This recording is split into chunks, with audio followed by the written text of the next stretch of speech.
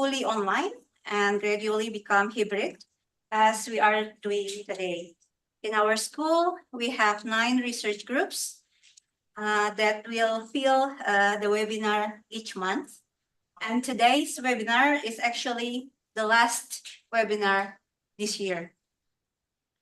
And in this opportunity, our webinar is honored to have Professor Muki Halfai, Professor of Geographical Information System, Department of Geography from University College of London, to deliver a keynote speech on citizen science and participatory mapping. We found that his expertise is aligned with the current research developed in our research group, particularly by Dr. Adenantera and also by Dr. Nur Rahman on participatory mapping. Both carried out with different approaches. One assisted with technology, the other more conventional, and different contexts. One in urban context, other in remote area context. There is perhaps still a wide gap between the practice of participatory mapping done by us, but with the concept of citizen science itself. Therefore, we will invite Dr. Soni Yulia to discuss further about this. And of course, we will invite all of you here, the participants, to join discussion later. Without further ado, I officially open the webinar. I extend a very warm welcome to all of you. I believe that this webinar will be insightful and hope for a productive discussion, as well as opening opportunity for collaborative research or initiatives in the future. Thank you very much, and wassalamualaikum warahmatullahi wabarakatuh. Waalaikumsalam warahmatullahi wabarakatuh. Thank you very much for the presentation. And now let us proceed with the main program. And to ensure the seamless flow of the discussion, this session will be moderated by Bu Aulia Paramita or Bu Pipit from the PPMD Research Group. And I will hand over the information to you. Okay. And guide us through the discussion. Thank you very much. Yes. First of all, welcome. Good afternoon, everyone. Distinguished member of the SAPPK ITB, speakers, and also all the participants joining here, and also from the Zoom online. So, for starting the session, I'd like to introduce myself. I'm Aulia Paramita, Ormita, lecturer in Urban and Regional Planning Program at the SAPPK or School of Architecture, Planning and Policy Development ITB. And I think without further ado, Bibit has provided us a quick introduction about the topic that we will be discussing today. And today's will be rich with perspectives from presenters and also experts whose research around the community development and also participatory or citizen-driven research. So we'll explore how integrating the local knowledge from the citizen and also community into the research process can democratize data, information, and knowledge to promote bottom-up solutions. Here, citizen science, the concept we learned today from our presenters, from our speakers, is essentially about the scientific works undertaken by communities or public in general in collaboration or under the guidance from the experts or professional itself. And the approach will help in democratizing the science, incorporating diverse perspective, whether it's not only from professional, but also from the laypersons and also public in general to tackle the socio-political challenges. And as communities are also actively involved, participatory approach, which we are commonly adopting in our discipline, also becoming crucial in this part. Therefore, our webinar will also discuss about the intersection between the citizen science and also the participatory approach. and to what extent the current participatory approaches can integrate the knowledge between the public or non-professional, and finally reproduce the science together. So today we have our keynote speaker, Prof. Muki. He will provide insight into the broader context and also various approaches in the citizen science. And following that, the discussion on established and also new approaches in this participatory research will be expanded through case studies from the rural and urban context in Indonesia, presented by Dr. Nur Rohman and also Dr. Andi Natra. And finally, we will have the panel discussion with our discussant, Dr. Sony Yulian. So maybe for beginning the keynote speaker, we have Prof. Muki Haglai joining us via Zoom. Prof. Muki, can you hear us clearly? Yeah, hello, and I'm sorry about the funny color of my camera. It's okay. So before starting the keynote presentation, I'd like to give profile of Prof. Muki. So Prof. Muki is a professor in geographical information science in the Department of Geography at the UC London, and he's also the co-director of the Extreme Citizen Science Research Group. And Prof. Muki Haglai's research focuses on participatory mapping, citizen science, and also human-computer interaction, with particular attention to the usability aspects of GIS, and also public access to environmental information. Prof. Muki has extensive expertise in creating technologies and platforms that allows communities to contribute to scientific data collection, analysis, and also decision-making. And his latest research explores the use of the low-cost, easy-to-use technologies in citizen science roles, particularly in underrepresented communities. He also deeply involved in the development of geospatial technologies for participatory mapping, helping communities document and also safeguard their environments. Prof. Muki has authored over 250 academic publications, including 5 edited books, 40 chapters, and also 75 peer-reviewed journal articles. So without further ado, please welcome Prof. Muki Haglai. Thank you very much. And let me share with you the slides. Just a minute. Let's see. We should be able to see the slides now.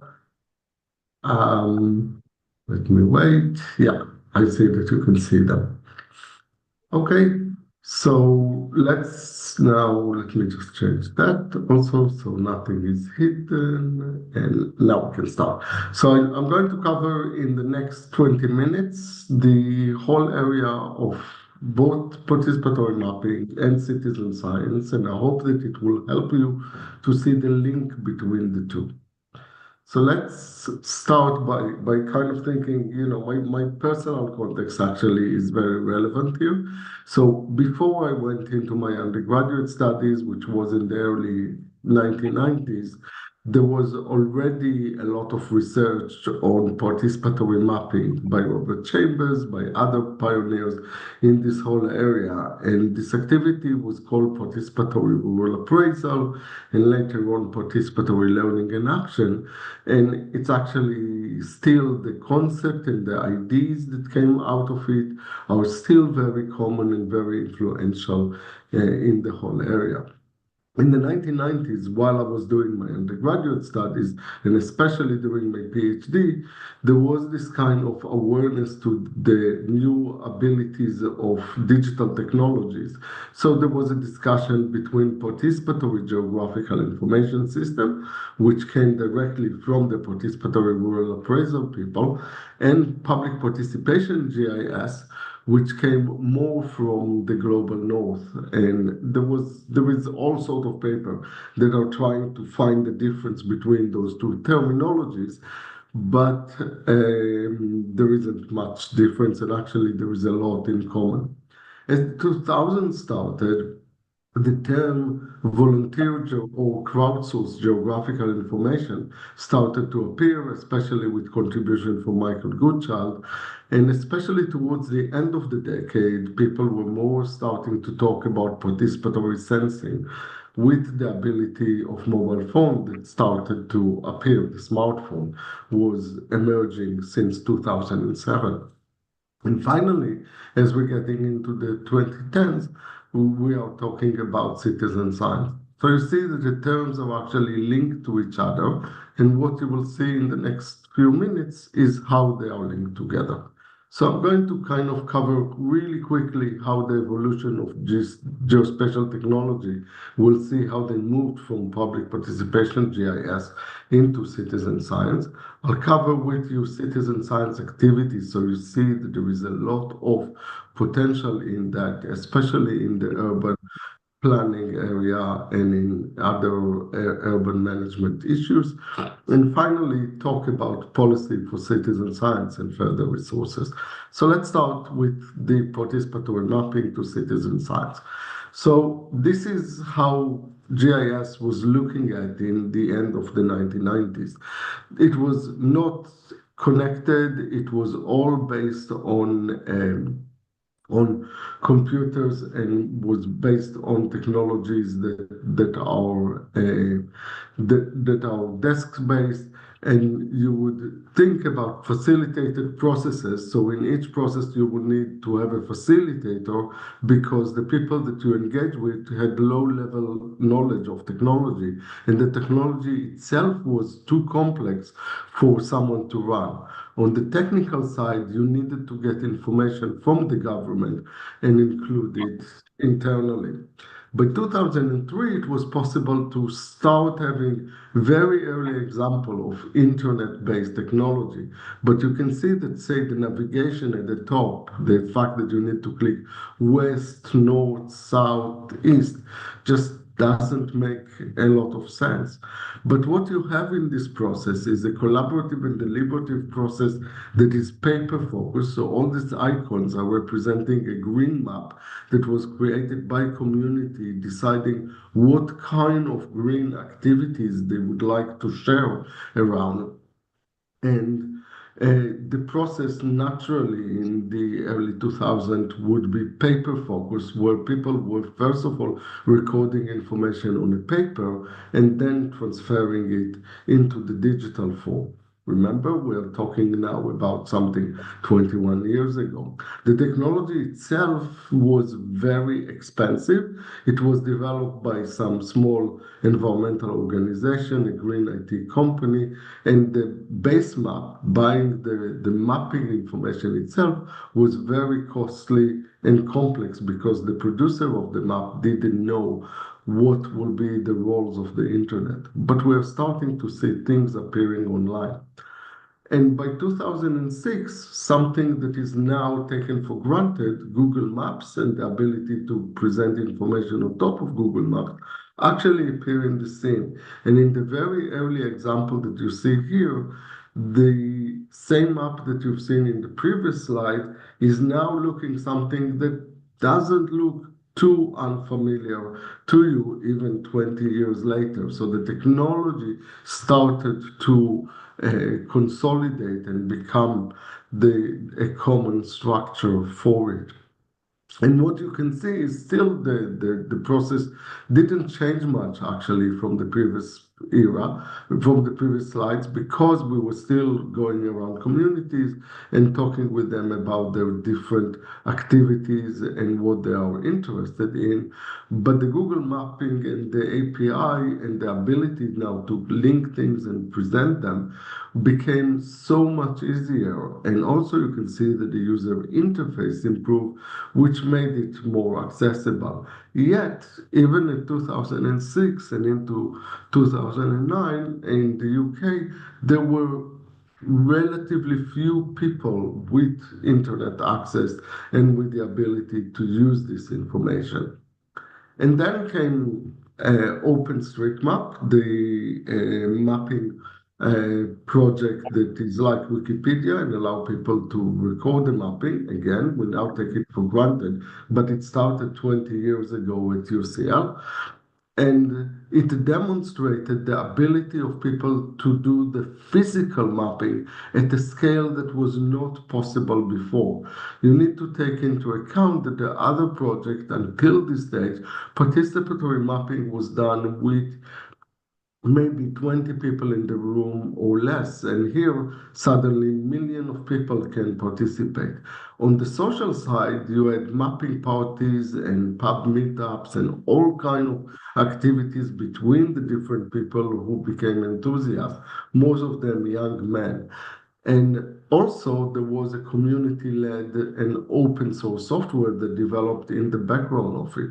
So what you are basically seeing across this whole history, and this is the latest version of the community mapping system that was developed by the social enterprise that I created, Mapping for Change, that now by 2016 had a structured process which is now published and you can find it in different books. And also it's got software that is more complex and more integrated. And what this whole thing show you that yes, there is development of technology, but actually throughout the whole history of public participation, GIS and mapping, participatory mapping, there are social side and technical side, and they go together because the act of mapping is a process that requires technical skill, and regardless of the technology that we use, we shouldn't fall into the trap that things are easy. We need to think about the social process because without it, things will not work. And here's the latest iteration of the work that we do in the Extreme Citizen Science Group. So this is Jerome Lewis, the anthropologist that I work with.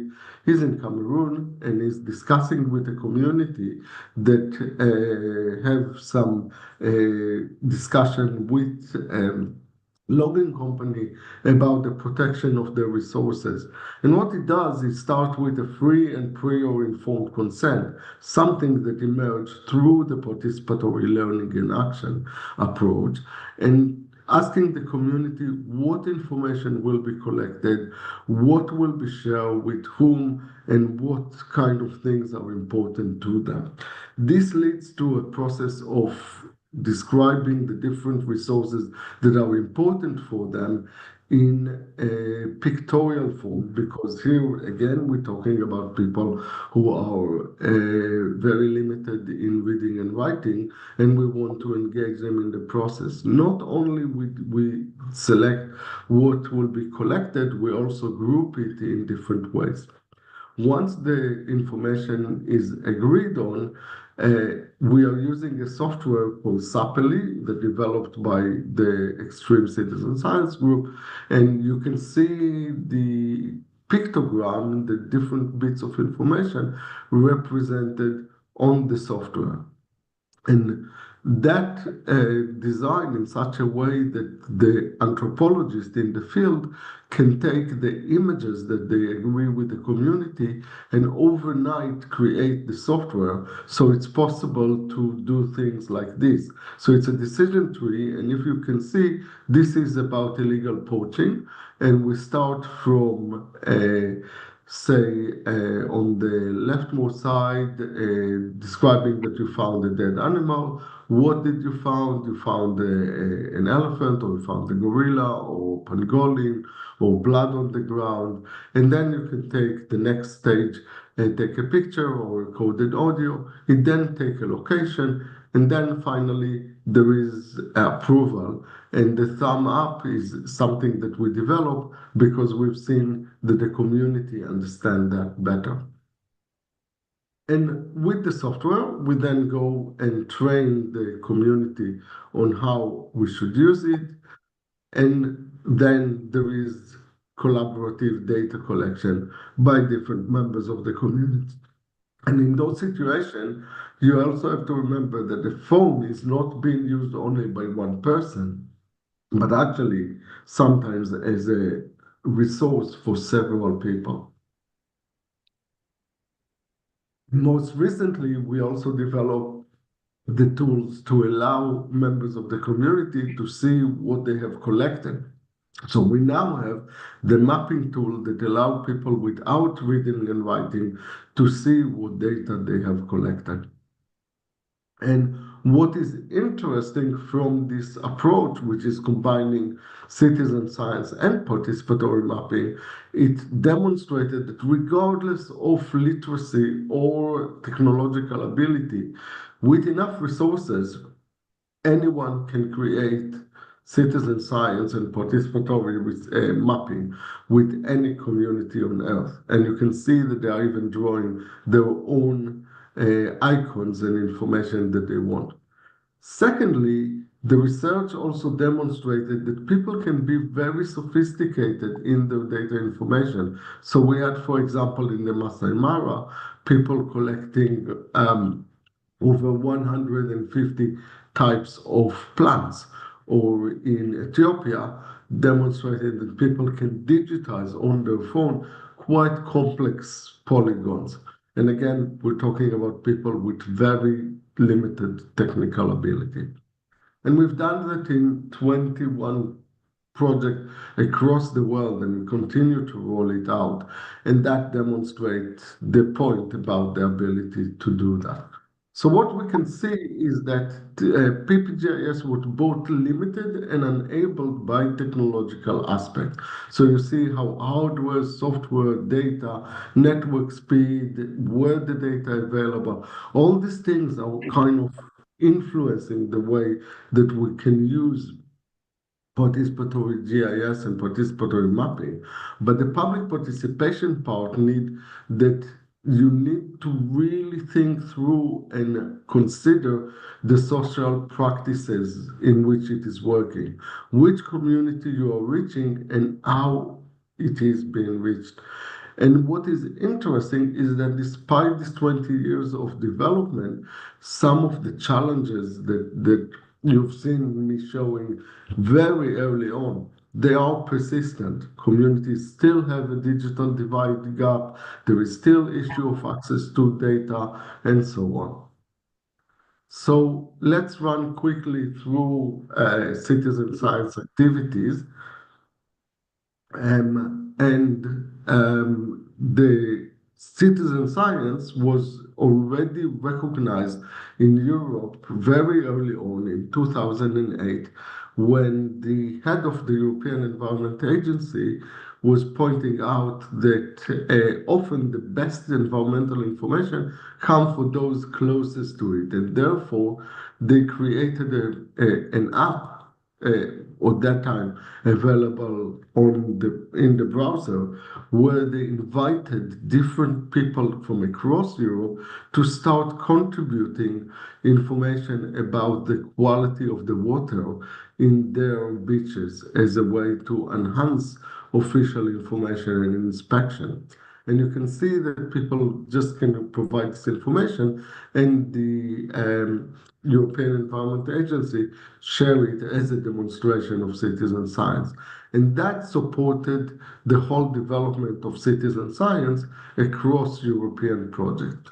But citizen science is a lot of things. For example, it includes downloading software and putting it on your computers or your smartphone. And when you don't use it, the computing resources of the phone can be used by researchers. So, for example, researchers in Oxford use it to run climate models, and that helps in what's called attribution studies. So, what you hear in the news, when a flood or when a storm is said to be more strong because of the result of climate change, this is something that it came from citizen scientists contributing their computing resources.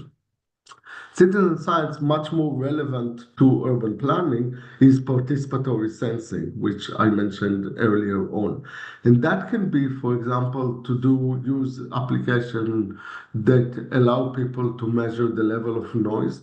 So we had communities that living around an airport recording the level of noise that they are experiencing and changing it, or communities in Barcelona using an app to record other nuisances, so sewage or a factory that produces ammonia or a restaurant that is not managing its smokestack. And that kind of information can be very relevant for it. The reason it's called participatory sensing is that while people are using sensors or using their body as sensors, they are making decisions about what to sense and where to sense it by themselves. There is also examples of using participatory sensing or other forms of sensing by using devices, DIY devices that people build, like, for example, the sensor community that's doing air quality sensing across Europe. I mentioned to you OpenStreetMap, which continued to go very strong over the 20 years and now being used widely by emergency authority. And it's not just participatory mapping, it's also considered as citizen science because it's about facts and not just about perceptions. There are also projects in urban planning that are more on the social side. So this is Coloring London, a project that came from the Center for Advanced Spatial Analysis at UCL, where urban historians are sharing information about what is important to them and what's the age of different buildings. So you can see, using different colors, information that it's being contributed, and members of the community can join in and do their local research on different buildings and then share it with a common map. And we can build the history of the city this way. There is also very interesting examples of citizen social science where members of the community are becoming community scientists and carrying out research in this area. So you can find it if you look for the UCL Citizen Social Science. So in kind of summary, we can see different modes of citizen science. We can think about modes where citizens are sensors, so more crowdsourcing, just like with the volunteer computing, or just to put a sensor in your balcony. We can think about distributed intelligence when people are involved in collecting the data. There is also participatory science, such as the participatory sensing that I showed you, and the extreme citizen science, where as a researcher, you actually become a service to your community. You don't dictate what will be the research question. It's the community that say what will be the research question. It's the community that help the protocol of data collection, and they also see the information and can help it. And that's why it's called extreme citizen science, because it's the extremities of what can be done when you pass over the responsibility of it. It's very important to say that most people, most community actually like to work within mode 1 and mode 2, and you shouldn't think that mode 4 is much better than mode 2 and 3, because by definition, mode 4 can engage much less people, just a smaller number of people that can be involved. And we can also think about the interaction between volunteer geographical information, things like OpenStreetMap, but not only, and citizen science when it's data that collected for scientific purpose, its data is factual evidence, and in between, you'll find the area of geographical citizen science. So finally, really quickly about supporting citizen science. So what is important to say is that there is increasing recognition, especially in the European circle, about the integral part of citizen science and participation within research. So for example, the European Union now have something called Research Comp, which is a competency framework for researchers. So that means what researchers are expected to be able to know by the time they finish the PhD. And you can see making an impact, managing research, doing research, managing research tool, working with other and cognitive ability. But among that, citizen science is now expected to be one of the tools that researchers know how to use.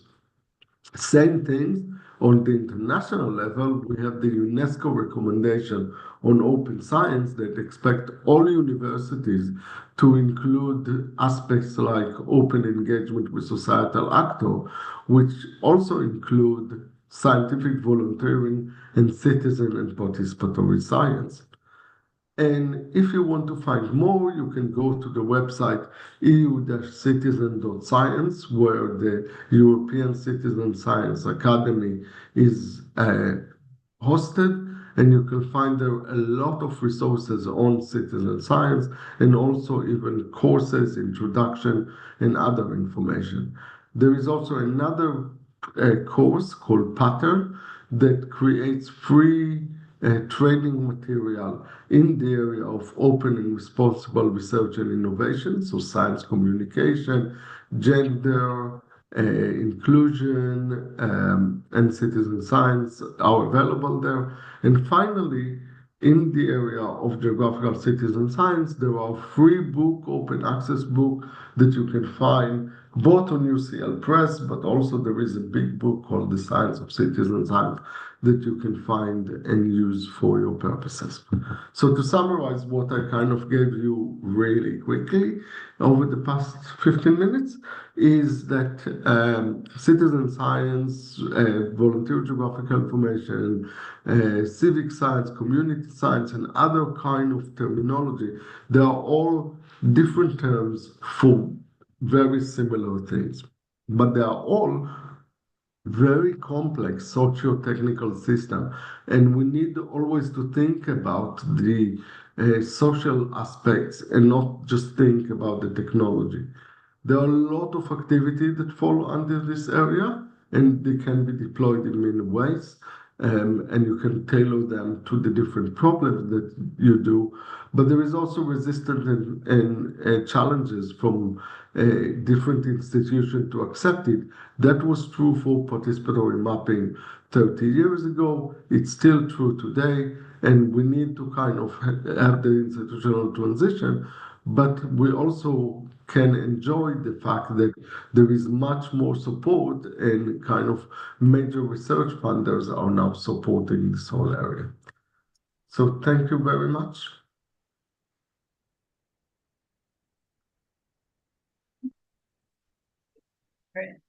For presentations, now we'll open the floor for the questions and answer.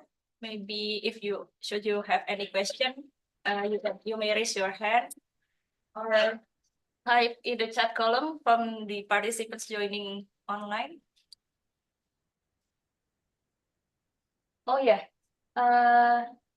Amandus Jongbalo. Okay, thank you, moderator. Nice to see you, Professor Muki Hackley.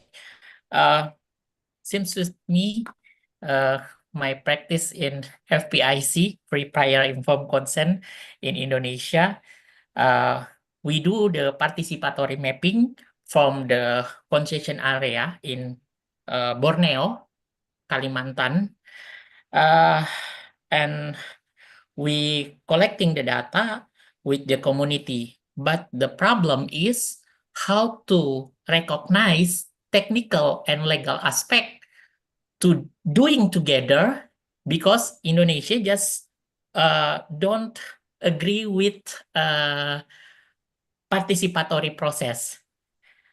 And the next is we have a problem in implementing free prior informed consent, but the spirit is, if we making the FPIC, we bring the solution, the result to community to agree and to disagree. It's my knowledge, but in the implemented in Indonesia, only to agree, just agree.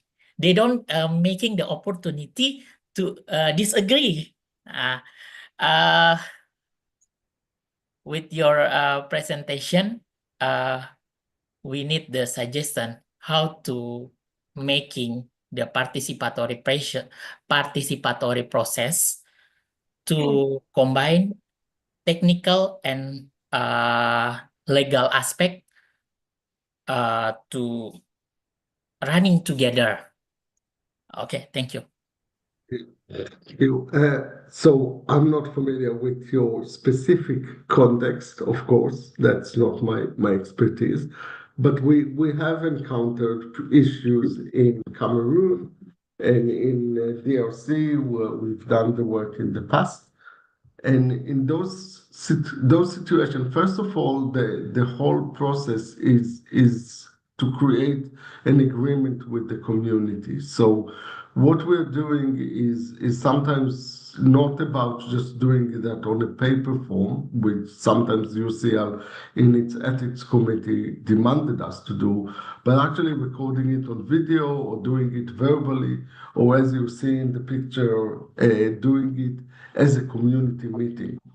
And in some cases, indeed, Jerome told me that when the community chiefs, for example, refused to engage other people in the community, it was our not decision of not engaging with them, even to say it's either participatory or we can't help you and you need to talk with the logging company yourself. And then, yes, they are in disadvantage, but it's the community decision.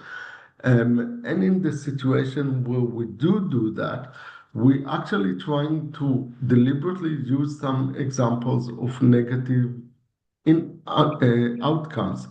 So instead of trying just to ask people to consider or to imagine negative outcome, to actually you come and say, what happens if you're, someone that you don't like or something like that, get this information? What should happen then?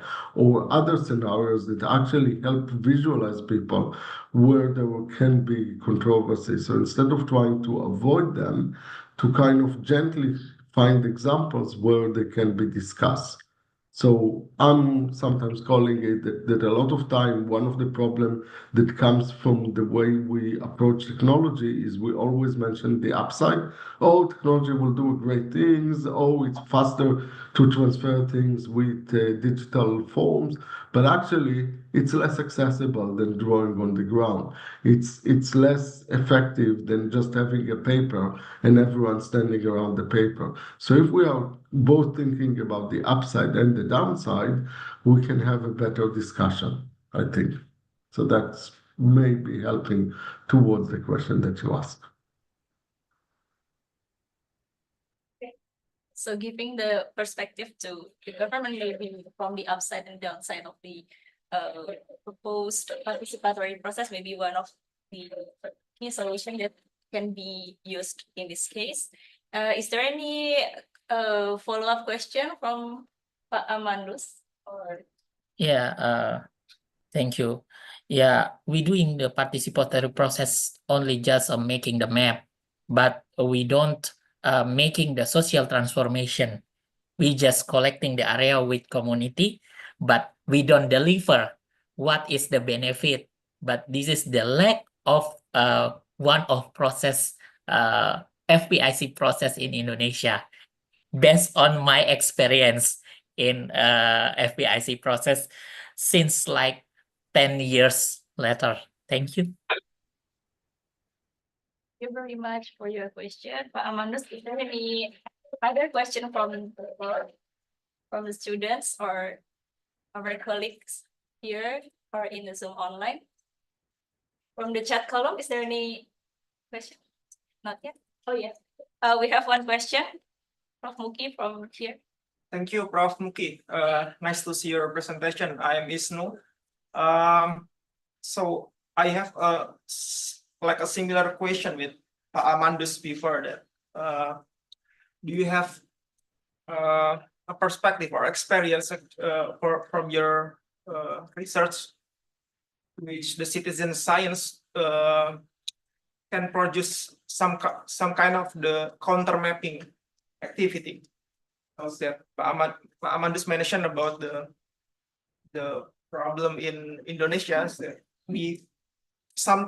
in some cases we have like the official maps of the area or settlement from the government, but it not enough quite a representative for in the real situation of the maps. And like, do you have the experience how the citizen science can produce like a counter map to counter or to recreate the map from the official government, and how the process is going based on your experiment, Prof. Muki? Thank you. And I would say this is one of the places where citizen science, unlike the traditional participatory mapping, is very powerful. And I'll explain why. And I've seen it actually in action ever since I've been doing citizen science. It's now about 15 plus years ago. So let's take the example that I showed you about noise mapping. Right? You can imagine that the community is living next to a really noisy facility. If they are doing the usual counter mapping, it will be the community coming together, having a map on the ground, and they're all putting their opinion and kind of saying, this is noisy and I can't relax here and all the rest of it. Okay? But if we are using an app and using some sort of, or a noise meter, which we've used in different situations, and you actually record the level of noise, and then you come to the authority and you say, you know what, there is the World Health Organization standard for what a residential area should have in terms of the level of noise that they are experiencing. And here, what we have collected, and this information is, we use the same noise meter that you're using. We have used the methodology that are common by the authorities. And here's the information that we have collected. And, you know, we don't say that you need to change things immediately, but notice and bring in your own acoustic engineer to check that this is indeed the case, that our devices are no different. And usually, because you've done that with a citizen science approach of actually recording the fact, this is something that is becoming part of environmental regulations and about environmental standards that are expected. And that's something that both in the discussion with the authorities, but also say, if needed, the discussion in court is much have a stronger capacity than basic discussions and so on.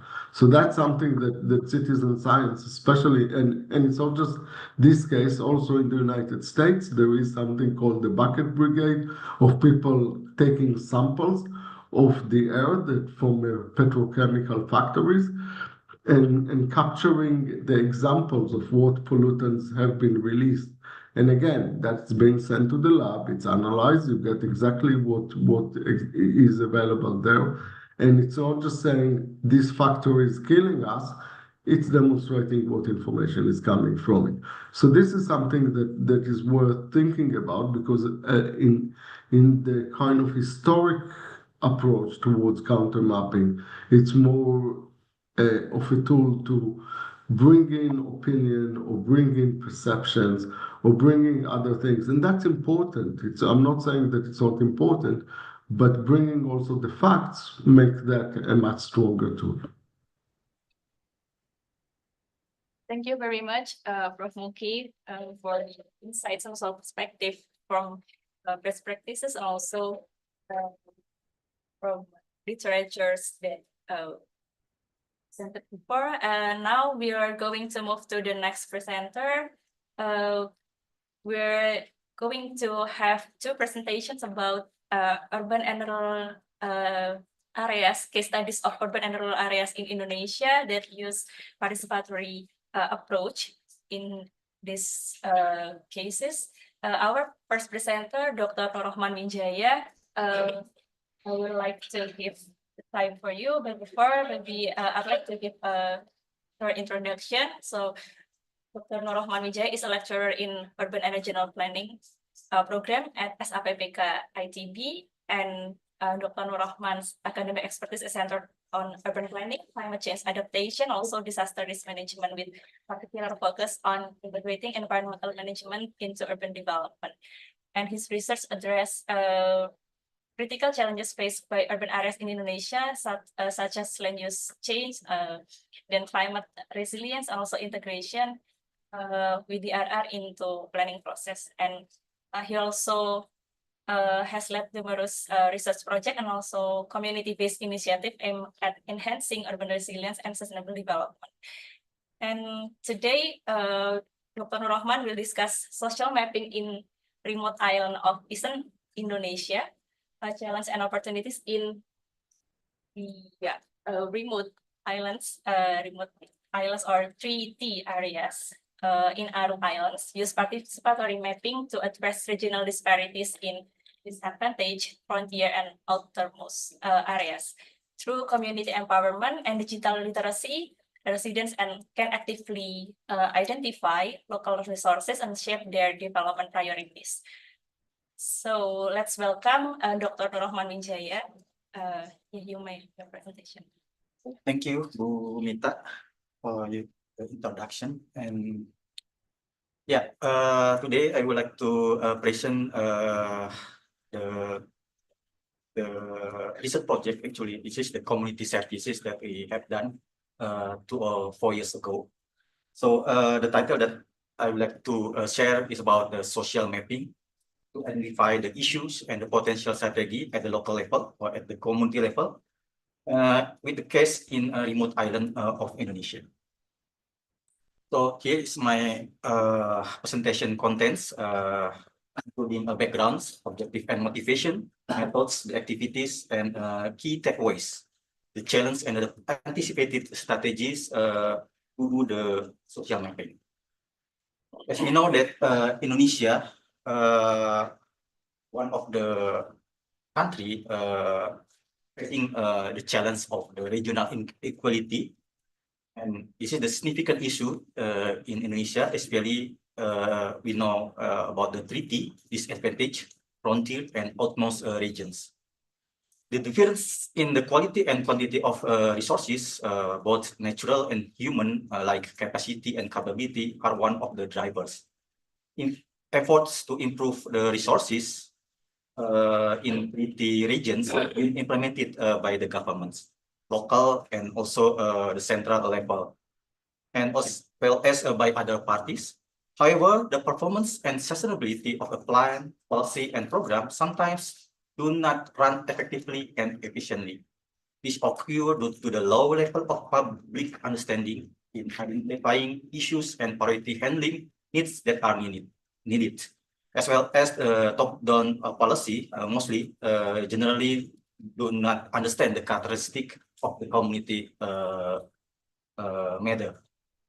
In 2022, we had the opportunity to conduct community services activity in Karangguli Village, Aru Island Regency in Maluku Province, in the form of a workshop to strengthen the capacity of village community through participatory mapping, the fund community-based tourism as an effort to explore economic and socio-cultural potential.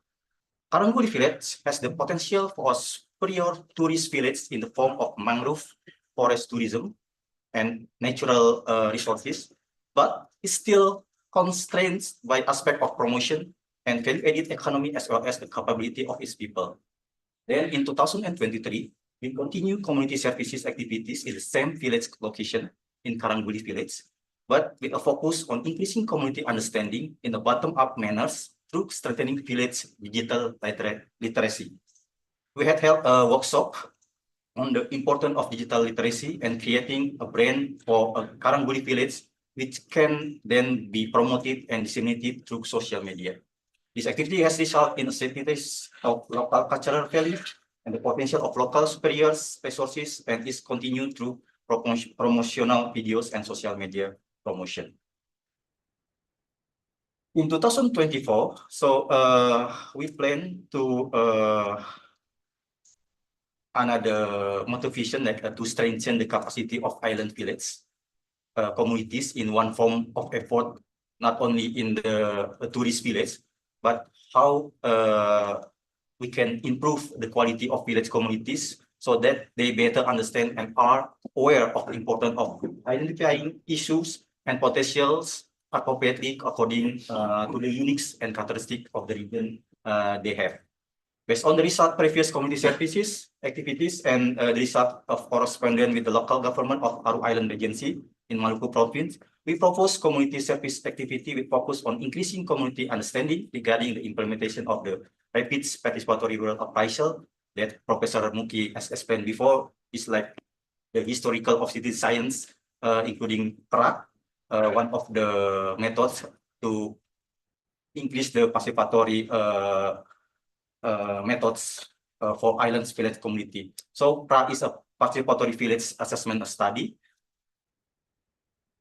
The objective of community service that we done in 2024 is to improve community capacity in a bottom-up manners through the rapid PRA approach and to maximize effort to identify local issue and potential for island village communities and to ensure the welfare of communities that are still lagging compared to other regions.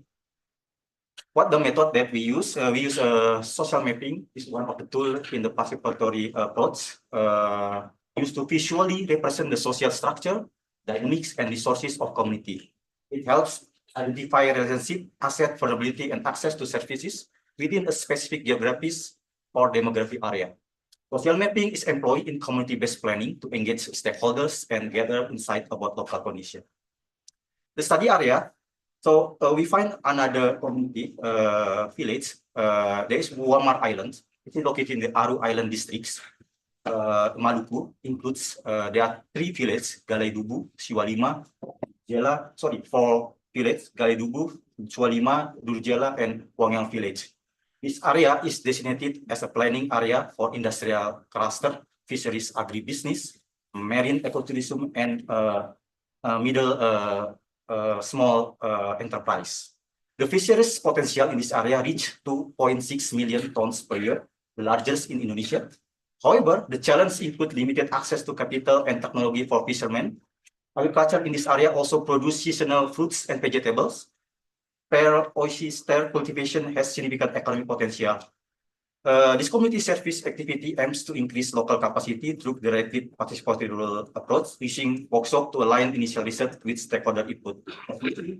They are a reach of the resources, but they still include in the treaty or 3T classification. So Walmart. So if we go to Aru, there is one airport in Walmart Islands. The Aru Islands development area is the most strategic area as the capital of the regency. There are 4 villages that I've mentioned: Galaidubu, Siwalima, Wangel, and Durjela. And we can see the population and also the potential development, mostly fishery and agriculture or plantation. So what we have done, before we go to the study area, we have to find some secondary data. So we're looking only 2 sectors that significant, which are fishery and also agriculture. In this in fishery sector, Aru Island Regency, or namely Arusi, Arafurasi, and East Timosi, with a fishery potential more than 2 million tons per year. And in addition, there are fishing ports around which are active and quite busy with activities, namely Dobo Port and Merauke Fishing Port. And also, there are still many unrecorded fisheries potential in Aru. In addition, fishermen are still limited in accessing capital assistance. And then we go to the study area because we have limited time and also the budget. We have spent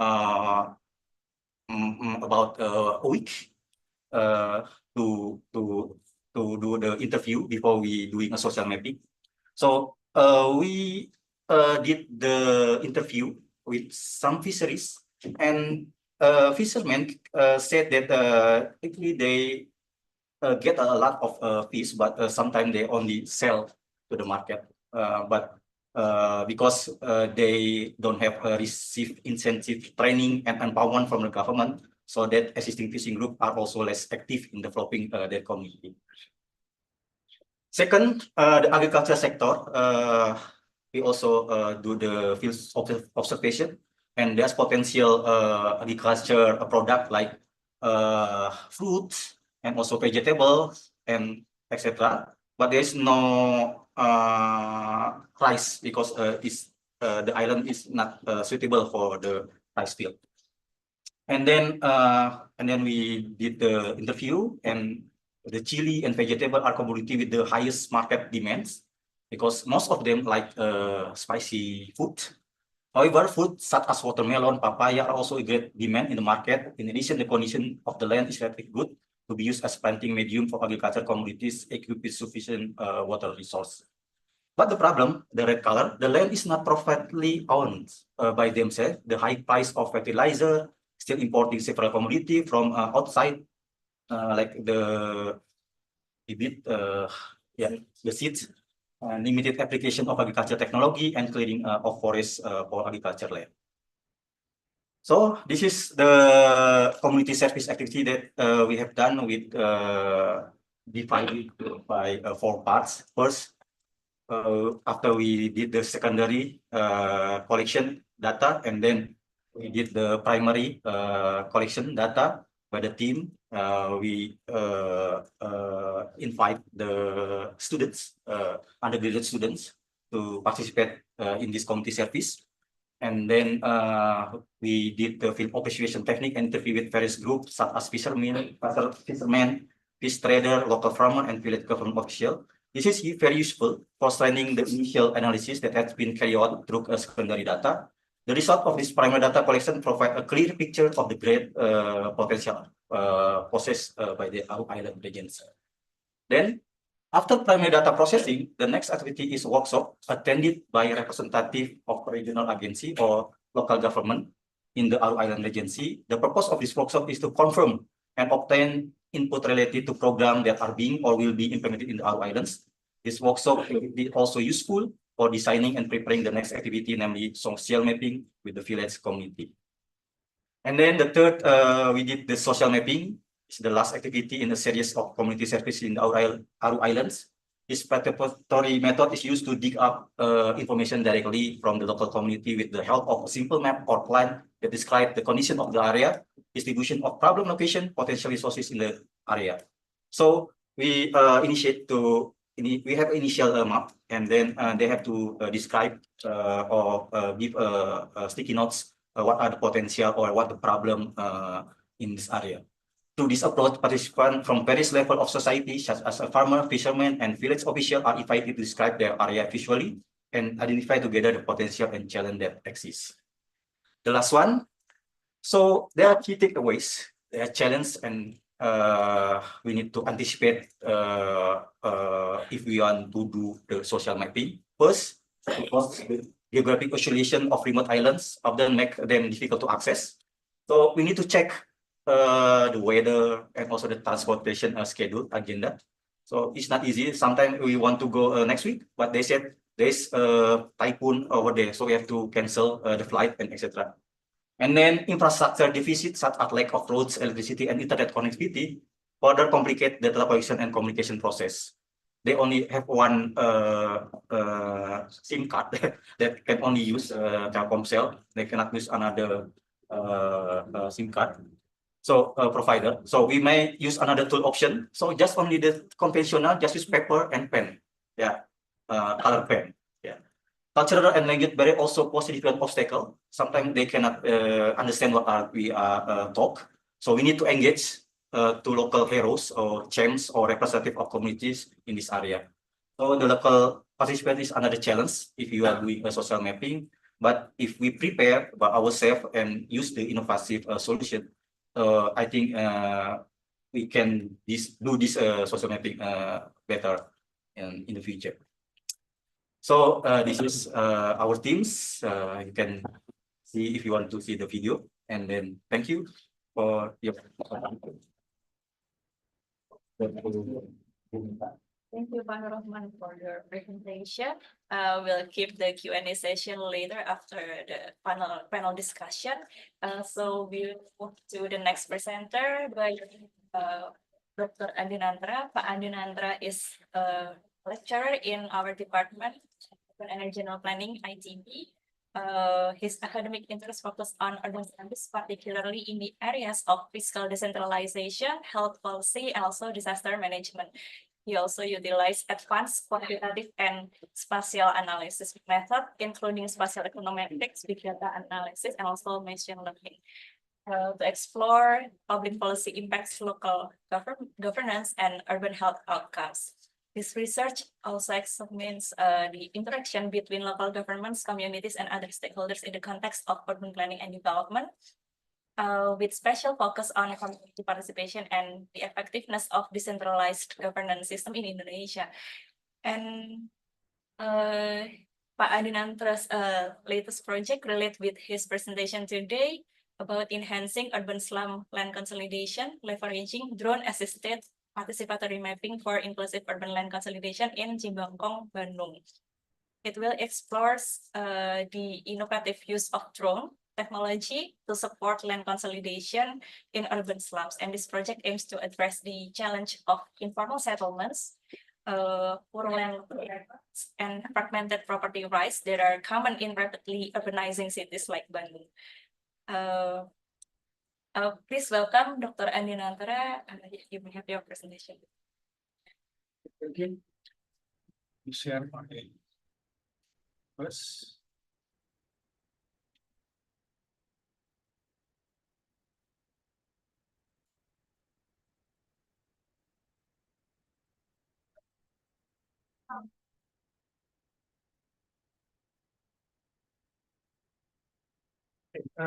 Thank you for the introduction. But I want to add one more detail that I also lecture in Master of Urban Studies. So I teach a lot of class there. So today I want to talk about my latest project. It is a community service project funded by ITB. And as introduced by the moderator, is that it's kind of like experimenting how we can utilize the technology and for mapping. Yeah.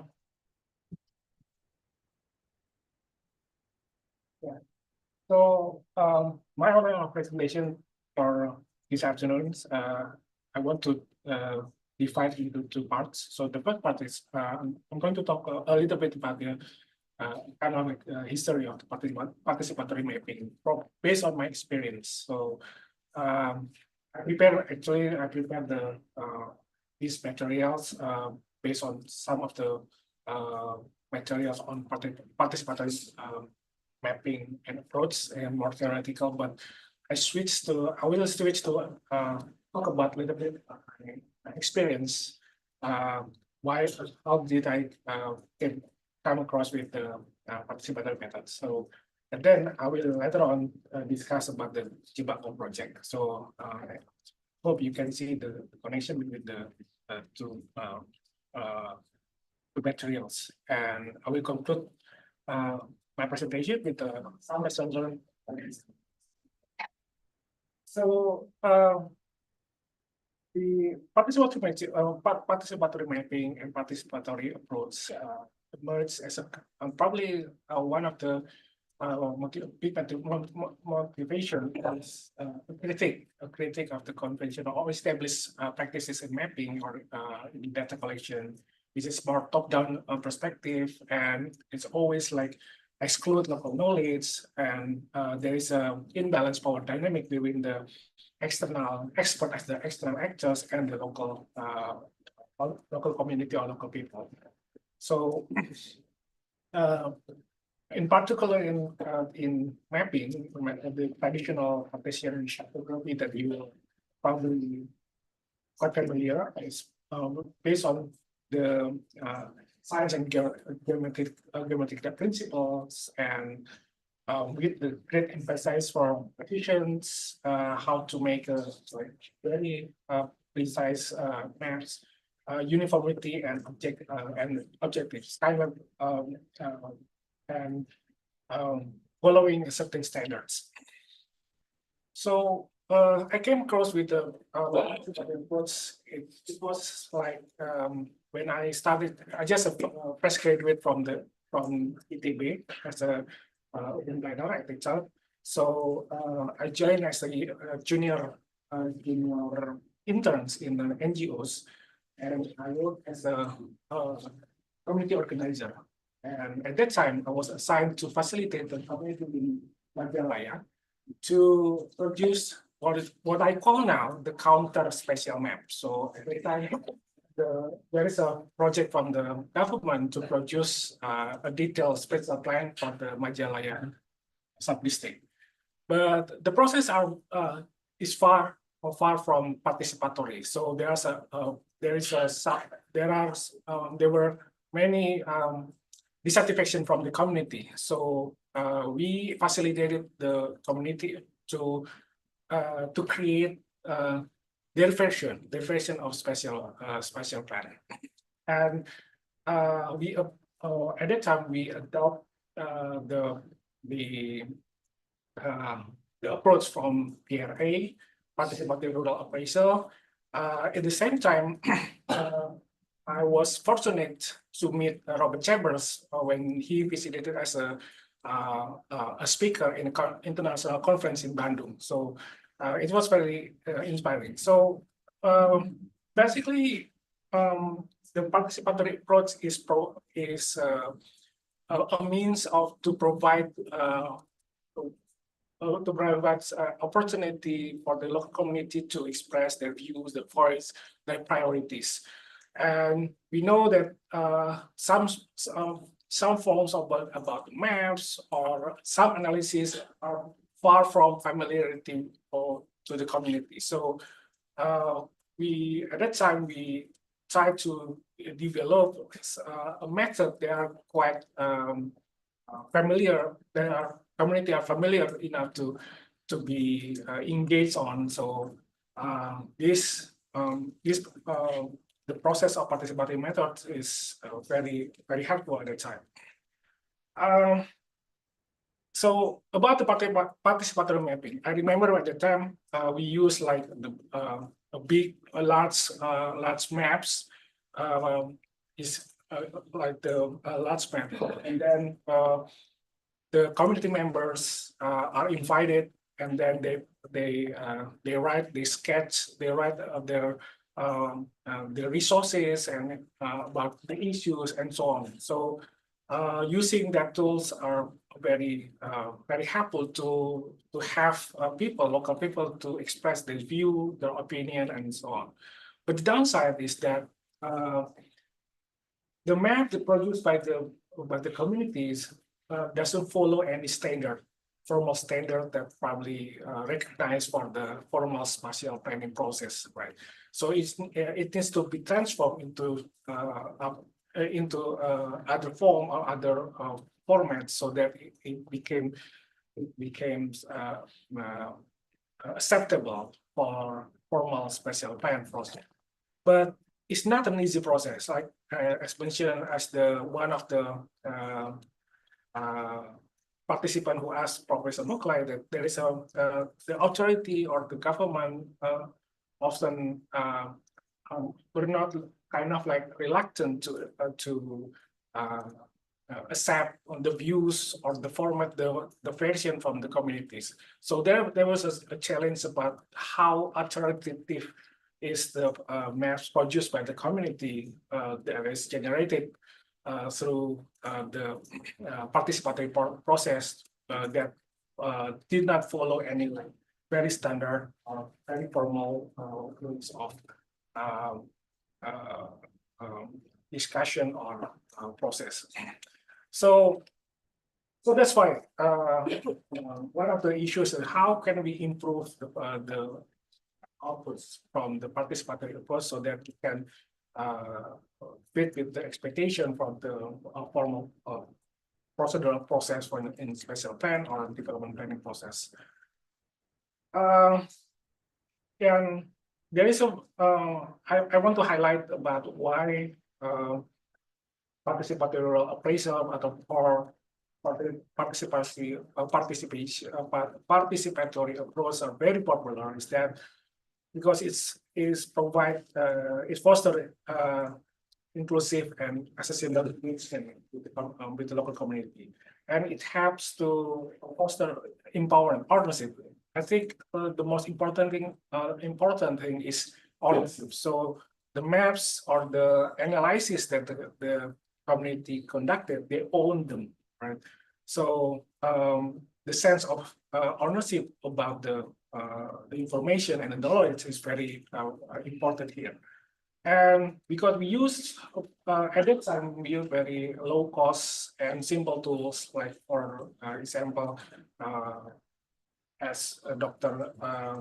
Rahman mentioned in his project about using, you can only use like paper and pencils. It's very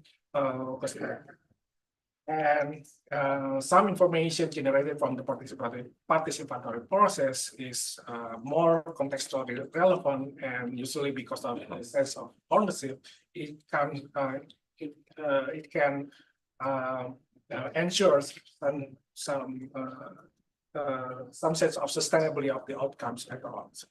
And I want to highlight what Robert Chambers or highlight about the participatory process. I think it is about the most a psychological aspect of being engaged in the participatory process. It is fun. It is and because sometimes the community members kind of like achieve something, create something, we feel pride about it and feel fulfilled. So that this whole process is not just creating the product, but also all the experience is also matters. So that's why the PRA is very popular process in engaging the community.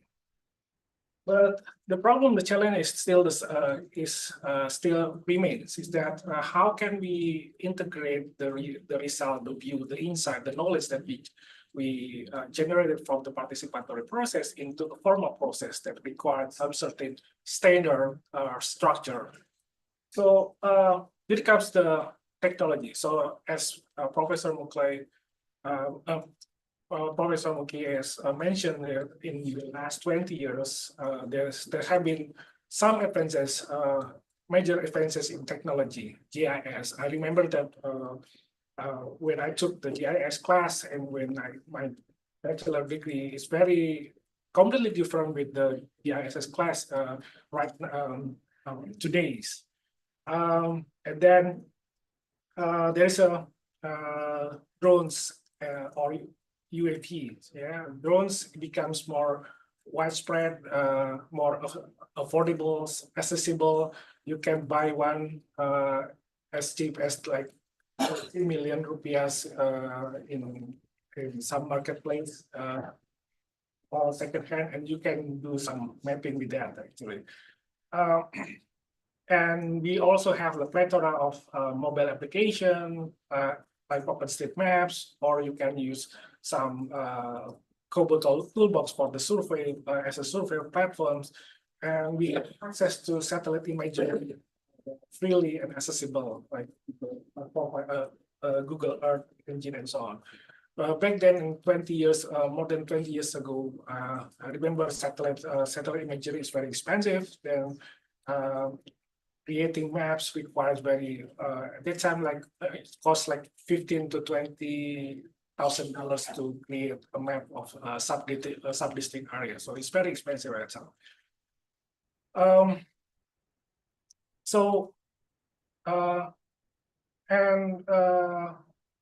Particularly in the participatory drone mapping, one of the motivation is that how can we improve the quality of planning by integrating the local knowledge using the technology. That's the use of technology like the drone can help to address some issues about the quality of the data.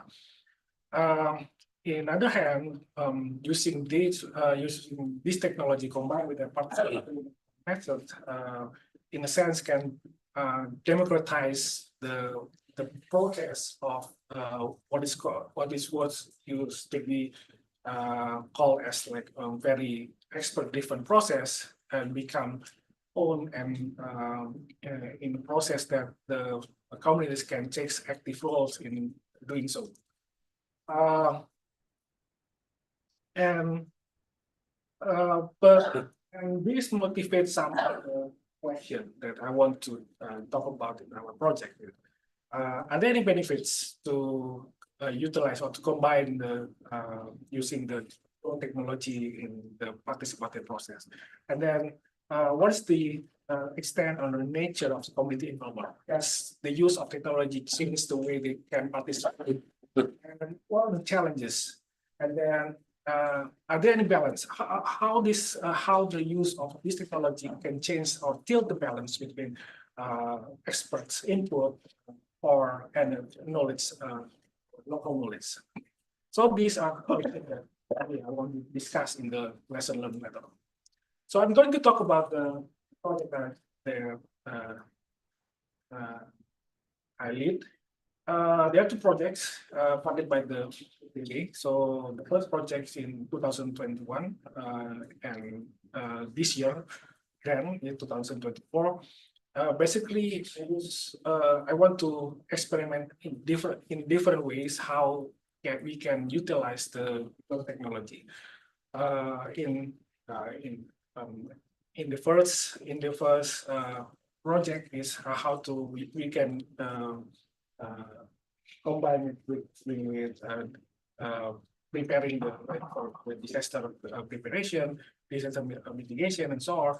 And in the second project is how we can use drone technology for mapping in the urban context, especially in urban slums. Let me bring you to the first project in 2021. It was covered in the Community Service Journal in ITB. The idea is that okay, I know that the technology become available, is more accessible.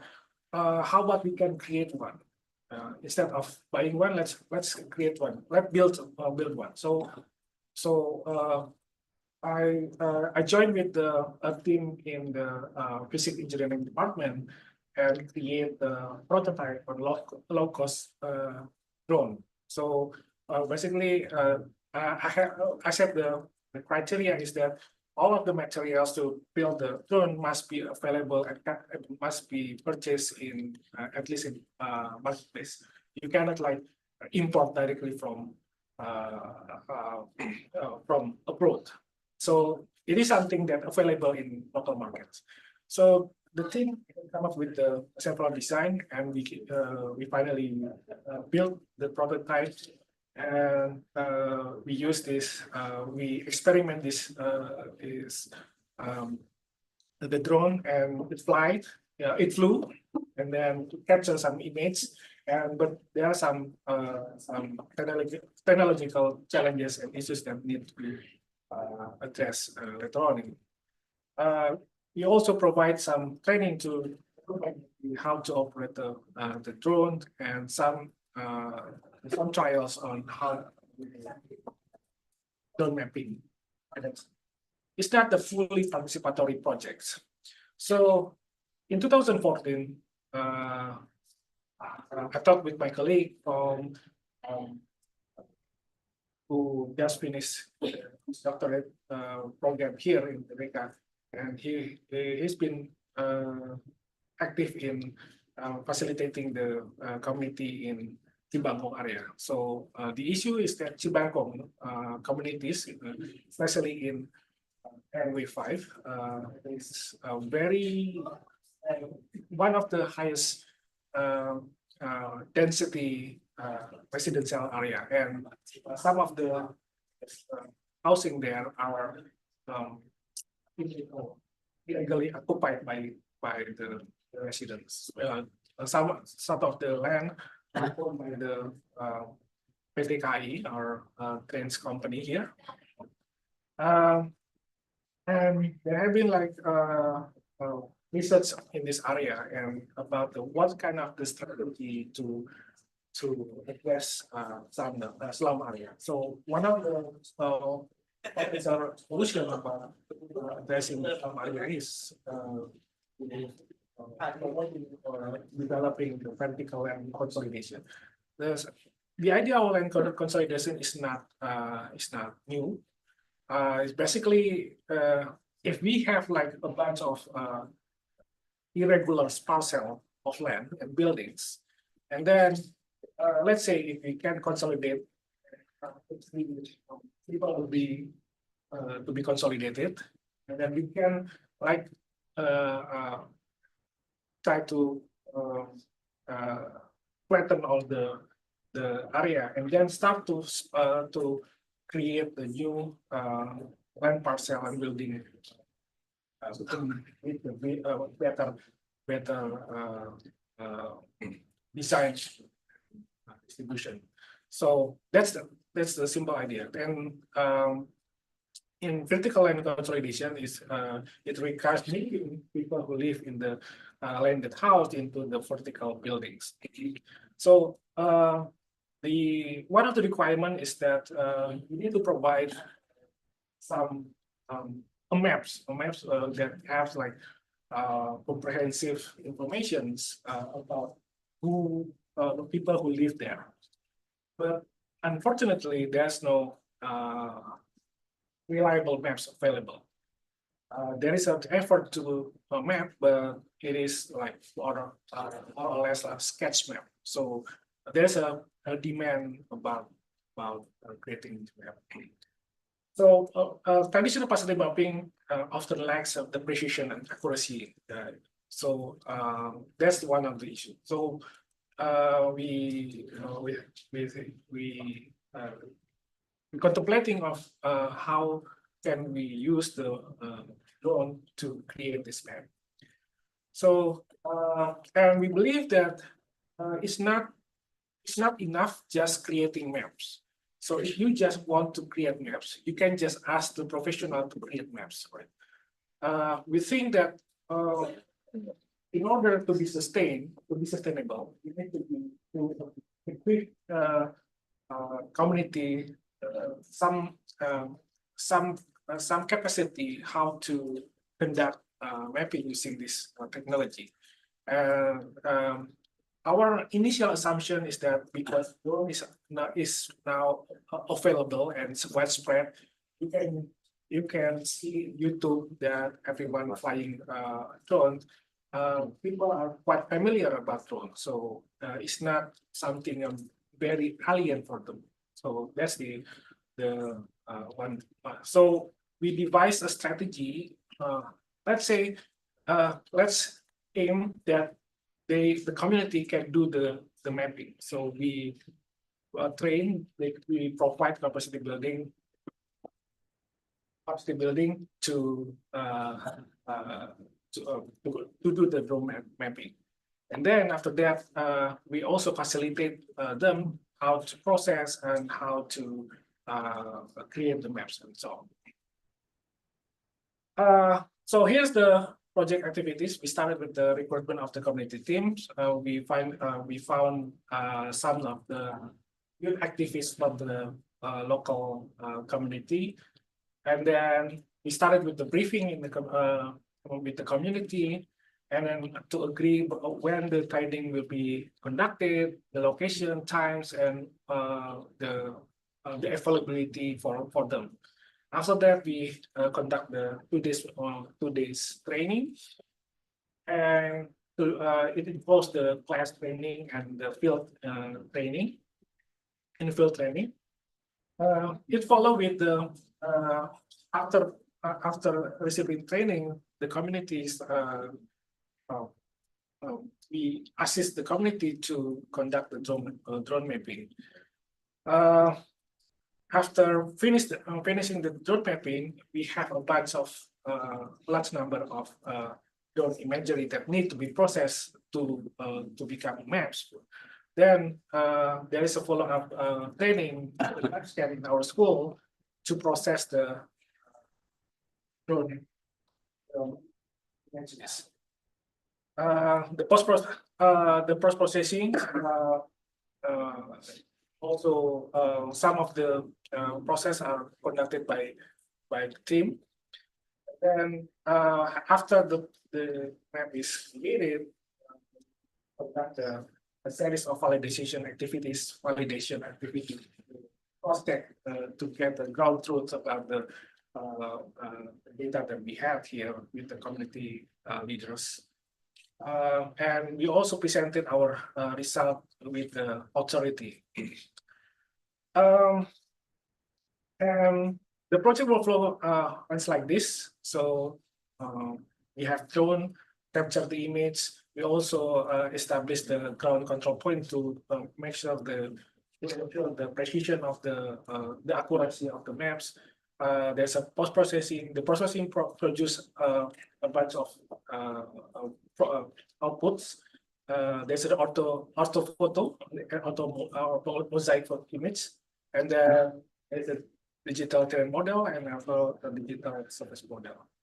And we can proceed with the digitizing and further analysis to create the geographic information system. So what are the added values? So what are the lessons learned from this project that we we found the added values. So we created high resolution and accurate data. There are digital output that has the potential to further analysis for other purposes, like for example, creating building heights estimation or structural risk assessment and so on. And with this file, we can have a foundation for community GIS. Community participants change. So instead of like fully involve all people here, they has to participate here, the skilled youth. They are very familiar with technology to conduct their mapping activities, and locally there are the source of knowledge validation. Some challenges. Introducing the technology into the participative process doesn't also comes with some costs. There is limited roles in design and implementation because of the technical and logistical aspects, and then it creates some dependence of external sources. Still, drone is still expensive. Not everyone can buy the drones. Some technical barriers. Processing drone image cannot be done in just everyone's laptops. It requires some extensive computing power here. And there is I would say some tilt of the balance between the expertise and local knowledge. If Professor Muki said that there is the extreme citizen science here, I can see that there is the balance is shifting toward the more expert driven, because there's the more advanced tasks, analytical tasks, and technical tasks that need to be done to conduct the mapping. But still, we found the local knowledge is still essential, remain essential, especially to make sure that the map that we created are still context relevant. Yeah, I think that's all, and these are our teams. Thank you for Dr. Ahmad Gunawan, Professor Haryo, and our assistants from Latek Nuri and Aditi and Rahmantoro Rajendra. Thank you. Thank you for the presentation. Now we'll move to panel discussion. Aside from our speakers, we'll invite our discussant Engineer Fani Yulia, PhD. Pak Fani, PhD is a lecturer in SAPPK ITB, teaching in urban and regional planning, as well as master program of development studies. Pak Fani completed his undergraduate education in engineering physics in ITB and earned his PhD in systems engineering from Australian National University. And since 1999, Pak Sony has been actively engaged in research within the field of social studies of science and technology. His work encompasses various topics, including the culture of scientific communities, the social construction of technology, knowledge system and development, and innovation system. He has also published numerous scholarly articles in prestigious journals such as Mathematics of Control, System and Signals, Mathematica, Systems and Control. Pak Tony will deliver his comments and responses regarding the previous presentations of our speakers and also extend our discussion on how citizens intersects with participatory approach. Please welcome, Pak. Thank you. What I tried to do is to summarize the ideas from the previous speakers in a way that perhaps bridging further discussion by the student and audience. Perhaps also some takeaways for perhaps some reflection after the webinar. Because I think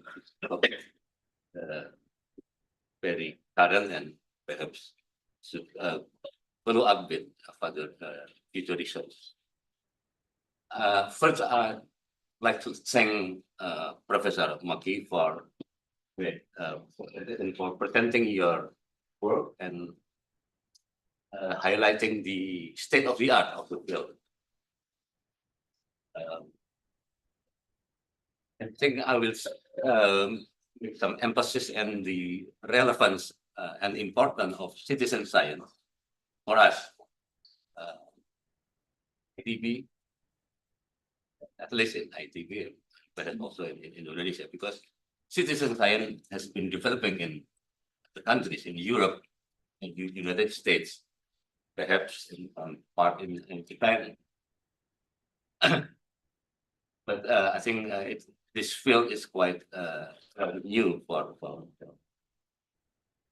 at least for Indonesia. I will show the relevance and importance. Next slide, please. Okay, this some I took this from the Professor Maki report, Citizen Science and Policy European report. Took some text from there. This is collaboration between this is important between scientists and people, and also leveling practice important. I also took some statement from other scholar that is active in citizen science. Inji is active in environmental studies. So citizen science also emphasizes transformative action. We will go to that later. Next slide. So perhaps we could, to make it a bit simple, think about two things: science and society, science and community. Let's now talk about science first.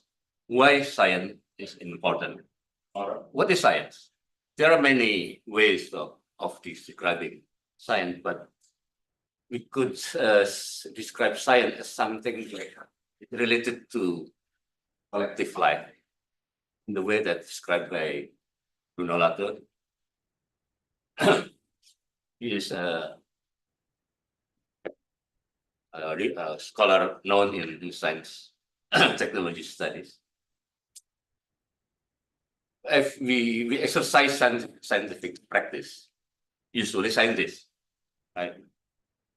We will get access to the so-called remote objects and also remote people. By doing research, we can know something remotely, even though they are physically close, like virus. In the case of pandemic, virus is close to us, but without certain method, we could not access the virus. But some scientists from within or from our laboratory, they could.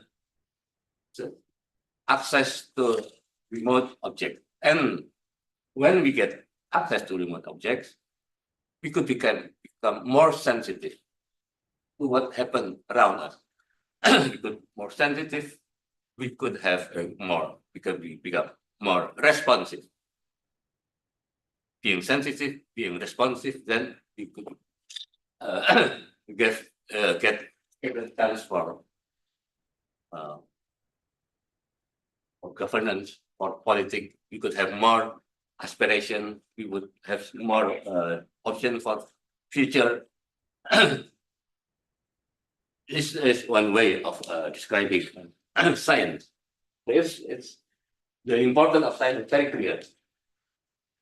No doubt about that. Especially in ITP, we don't have Institute of Technology. But science is, generally, is practiced by professional scientists working in formal institutions, supported by government, funded by non-government agent or private companies. And people commonly outside that institution. The science community. We see there is issue here. They are separated. Even though we believe science is important. Of course, the formal scientific institution is very important. It is an established institution worldwide, but there are situations where science or scientific institutions have some limitation. The first situation pointed out also by Professor Maki, where the scientific practice lack of access to data, especially in the case of local environmental changes. Data deficit. Science require data, right? If limited, if no access, then science cannot do quite a lot. Another situation where science is used as the basis for planning, for policy making. And we know that planning and policy making policy requires legitimacy, political support. Without political support, policy becomes ineffective or less effective. So when the science is exercised, conducted to support planning and policy, where the legitimation is crucial, then there is an issue of legitimation. Then how do we get legitimation? Not from science itself, people. Without involvement of the people, you will get problem with legitimation. Many cases in Indonesia show that. Lastly, in the case of community planning, in which the role of community is crucial, I will show some case. Then the interaction between science and community becomes crucial. Next slide, please. So I make some brief picture. Perhaps this is related to what Professor Maki showed in the mode 1 to 4, extreme And this is the first one is mode one. Perhaps this is like the mode for extreme case. This is the 2 or 3.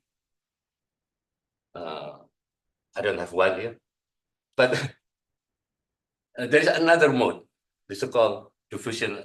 When people in ITB in general, we believe science can be used to solve problem in society.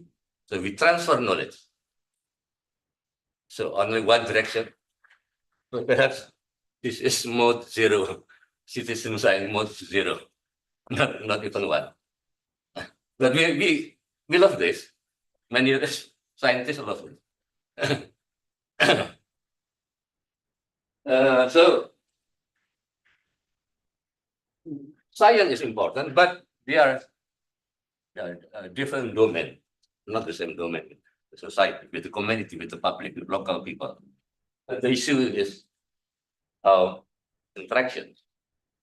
And there are various modes of interaction. And using this picture, we could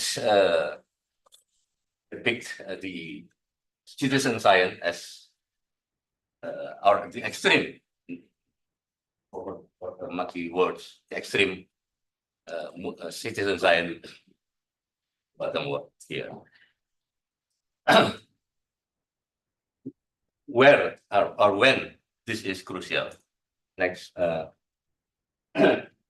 please. Next slide. Okay, we have followed the presentation by Pak Rahman and Pak Ade, sharing their work on social mapping, and I call it drone-assisted spatial mapping. And I try to note some issues from from the report Pak Rahman and Pak Ade shared to me.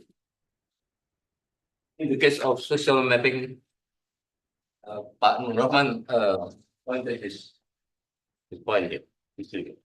That it's not practically impossible to involve all groups. But Pak Rahman chose to find heroes, champion, local champion. Yeah. But what about the other people that are flagged or hidden or not detected? Do the champion represent others? So, on the other hand, practically it's impossible to involve everyone. It's just impossible. So the issue here is how I think if we address this as a citizen science issue, is how to keep the social mapping open to those being left in the process for next round mapping. So maybe progressive mapping, not just one round, but second round, third round, and so on. We could think of citizen science like that. And in the case of drone-assisted spatial mapping, one point that I noticed that we know that technology is often described as a black box, because many people that do not know what's inside, the design, the principle, and so on. And by its very design, technology is always prescribed some morality, how it is used, and so on. So the use of technology will, you like it or not, will frame your exploration of data. That could have some implication in whose interest is being taken into account or whose interest is not. To democratize the process,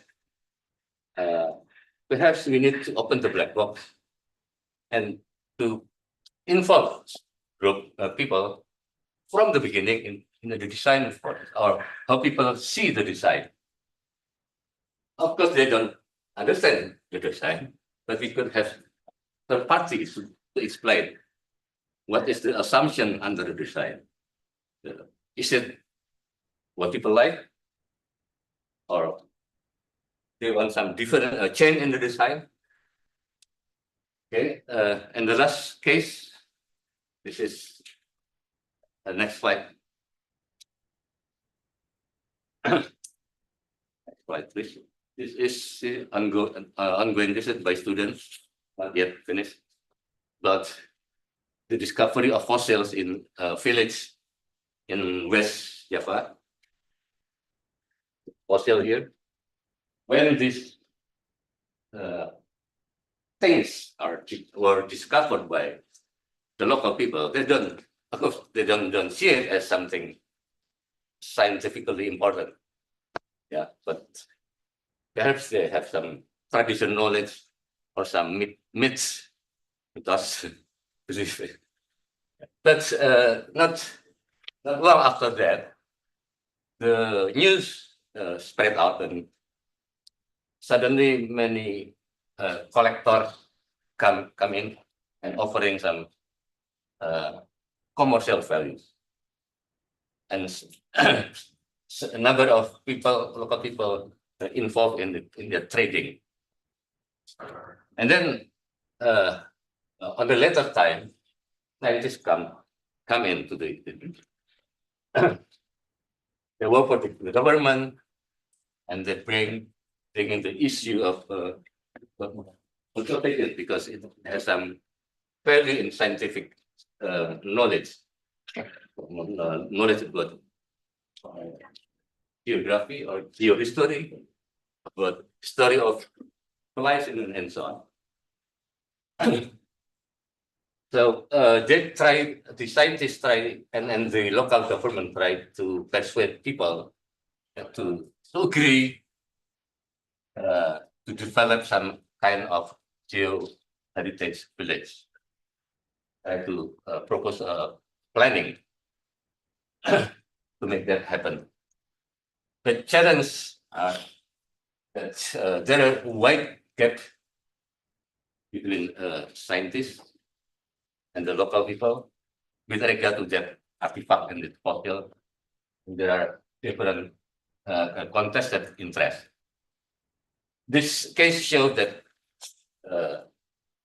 this is a case where we can see that participatory planning doesn't quite work because conflict remains, and the conflict of interest contestation remains.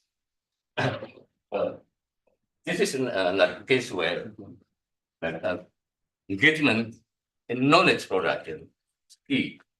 This is a case where I believe extreme citizen science is required. The last slide, please. So key issues. I have listed some key issues from the previous discussion. How the introduction of tools to promote learning, reflection by the community, and then how to keep the scientific conclusion open for further scrutiny by other people being left in the first process, in the preliminary process. How to open technology, the design of the technology for democratization of the design. And in the last case is where the gap are wide and interests are conflicting. I think these are issues and are also a case where citizen science is, I believe, significant. Thank you.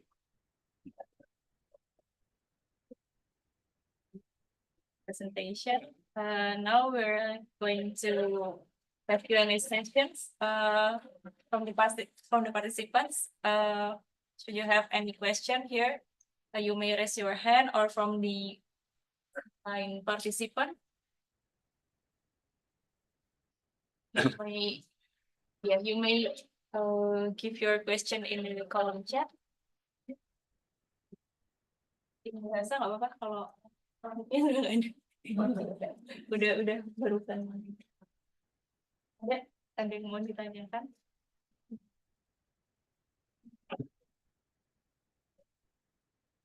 Apakah ada pertanyaan dari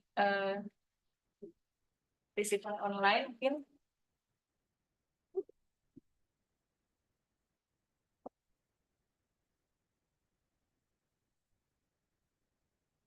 Juga. Oh ya, yes please. Bahasa. Sorry. Oh ya, boleh pakai. Iya, bahasa aja. Perkenalkan, saya Zaskia dari Master Studi Pembangunan. Kebetulan saya kerjanya memang di ATR BPN. Jadi tadi adenan Tera itu terdengar cukup familiar di saya, khususnya tentang konsolidasi tanah. Jadi kalau berbicara konsolidasi tanah ini mungkin salah satu challenge paling besar kalau di ATR BPN. Kenapa? Karena untuk teman-teman yang mungkin belum tahu, bedanya konsolidasi tanah dengan pengadaan tanah adalah kalau pengadaan tanah itu kan mendapat kompensasi ganti rugi. Sedangkan kalau di konsolidasi tanah itu dapat ganti rugi, paling hal yang mungkin mereka dapatkan adalah relokasi. Jadi ketika berbicara dan untuk kasus informal settlements mungkin hal ini lebih mudah dilakukan karena mereka tidak punya land ownership. Jadi powernya untuk menolak itu lebih kecil. Sedangkan ketika kita berbicara pada kasus formal settlements, ketika mereka punya sertifikat hak atas tanah, lalu diminta untuk melepaskan mungkin sebagian atau semua tanahnya itu, akan terjadi penolakan besar-besaran, khususnya kalau di kota yang nilai tanahnya itu tinggi. Dan bahkan banyak kasus dari pengalaman saya sendiri ketika kita ingin mengencourage untuk konsolidasi tanah, untuk melepas tanah, dari pemiliknya bahkan bertanya, tanah mana lagi yang bisa saya beli gitu. Bukannya melepas, dia mau beli lagi gitu.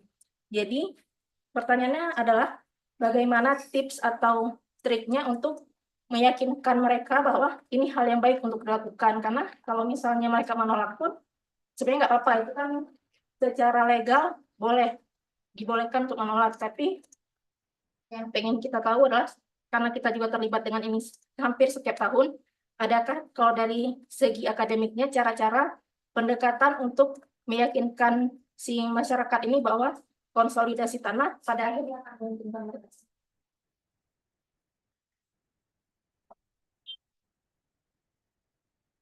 Tanpa ada langsung aja. Ya, terima kasih Zaskia. Ya, sebenarnya mungkin kolega saya yang lebih kompeten untuk menjawab, ya. Tapi saya mungkin ya menjawab secara parsial. Ya, sebetulnya kan memang pada saat ini, kalau misalkan kita ngambil contoh Cibangkong, yang di Cibangkong itu memang kemudian mereka memiliki sertifikat yang di RW5 yang diplot sertifikat. Jadi memang kemudian persoalannya adalah pasalnya tidak teratur, gitu kan, terus kemudian sangat apa namanya sangat adat gitu. Ada satu rumah yang 24 jam tidak terkena sinar matahari gitu ada. Jadi memang problemnya adalah kualitas lingkungan, kemudian nilai tanah yang saat ini mungkin tinggi, tetapi kalau dijual per parcel itu sendiri sebenarnya relatif rendah dibandingkan lokasi lain. Gitu. Nah, apa ya kalau secara teori kan sebetulnya kenapa sih konsolidasi lahan menjadi solusi yang baik untuk situasi neighborhood yang tidak beraturan seperti ini, karena dengan memperoleh suatu kawasan yang teratur gitu dan lengkap dengan fasilitas lingkungan dan sosialisasinya, maka akan meningkatkan nilai lahannya sebetulnya kan. Ini dia akan memperoleh nilai lahan yang lebih kecil, lahan yang lebih kecil daripada sebelumnya, tetapi nilainya lebih tinggi karena kualitas lingkungannya. Itu yang sebetulnya promise ya, yang biasanya di konsolidasi. Nah, tapi persoalannya saya mungkin tidak bisa memberikan satu solusi ya. Hanya ada persoalan-persoalan yang memang yang menyebabkan hal ini jadi lebih kompleks gitu kan. Pertama ada attachment ya, apa namanya, attachment terhadap tanah itu sendiri. Bisa jadi misalnya tanah itu adalah warisan dari orang tuanya gitu kan. Itu yang menyebabkan kemudian menjadi satu persoalan yang tidak ingin melepaskan lahan tersebut. Belum lagi kemudian fungsi dari lahan tersebut saja tidak hanya sebagai tempat tinggal, tapi juga sebagai sumber ekonomi gitu. Kita temukan di lokasi tersebut, di lokasi baru itu ada banyak yang didaya gunakan sebagai warung, sebagai kos-kosan gitu. Ketika itu dipindahkan atau misalkan katakanlah kita akan buat menjadi yang lebih visible misalkan secara vertikal gitu kan. Nah, berarti kan sebetulnya kita harus memikirkan bagaimana kita mengkompensasi ya kehilangan sumber perekonomian dia gitu kan dengan lingkungan yang baru. Nah, karena tentu saja ketika ini dipersiapkan gitu kan, seringkali memang sebagai masyarakat saya nggak terlalu butuh nih gitu kan, nggak terlalu butuh lingkungan rumah yang indah, yang rapi dan sebagainya. Penting saya sebetulnya bisa hidup di sini, kemudian bisa berjualan gitu kan. Nah sebagian bisa mungkin bahkan karena ini lokasinya kan seperti ya di belakangnya Trans Studio gitu, maka kemudian banyak yang bekerja sebelumnya dia ya udah ngekos aja di situ, jadi dia tidak ada attachment dengan juga jadi kebutuhan untuk rumah yang lebih lingkungannya lebih layak itu. Nah, tapi itu view-nya akan berbeda-beda. Ada yang memang membutuhkan seperti itu, ada yang misalnya ada keluarga, punya anak-anak, dan menginginkan baik, gitu. Tapi juga ada yang memang tidak terlalu membutuhkan. Gitu. Sehingga memang kebutuhannya sangat bervariasi. Gitu. Nah, itu challenge ya. Challenge untuk challenge untuk kemudian memastikan bahwa upaya konsolidasi lahan itu bisa jalan dengan baik. Sebenarnya ada beberapa yang yang mungkin sudah cukup sukses ya misalkan di Jakarta jadi rumah susun gitu kan, kemudian mereka tetap bisa memiliki tersebut gitu. Tapi memang itu ada saya pikir tidak bisa dalam jangka waktu yang singkat, misalkan setahun 2 tahun gitu, hanya menyelesaikan persoalan kepemilikan lahan saja gitu. Tapi ada proses bagaimana kemudian transfer pengetahuan, kemudian proses akuisisi mereka, apa yang kemudian kesadaran itu yang perlu dibangun bersama-sama gitu. Jadi kalau ditanya pendapat saya pribadi, apakah kemudian Anda pesimis atau tidak? Saya bukan tidak pesimis, tetapi membutuhkan waktu yang cukup lama. Dan memastikan bahwa land consolidation itu bisa berjalan. Kalau kita lihat pengalaman sebenarnya beberapa contoh suksesnya di Jepang itu sudah sukses gitu. Persoalannya adalah institusinya sudah baik gitu. Kepercayaan terhadap institusi yang melakukan konsolidasi lahan itu bisa berjalan dengan baik. Kepercayaan itu. Tapi kalau misalkan di kita gitu kan, ada persoalan juga harus menimbulkan dalam tanda kutip luka ketidakpercayaan gitu. Mungkin pemerintah memiliki harapan yang pendidikan yang baik, intensi yang baik gitu. Tapi sejarah panjang yang bertahun-tahun itu membutuhkan waktu untuk bagaimana kepercayaan itu bisa terbangun kembali. Kalau itu belum terselesaikan sih, saya rasa masih jalan panjang untuk bisa realisasikan. Jadi pendapatnya itu saya. Terima kasih Pak. Ada pertanyaan lanjutan dari Mbak Siska? Boleh komentar sedikit. Ada kasus di Vietnam. Vietnam itu waktu mulai ekonomi agak terbuka. Kalau negara mulai terbuka ekonominya, pasti banyak investor masuk. Begitu investor masuk, isunya adalah lahan. Ya kan? Karena semua tempat sudah dihuni.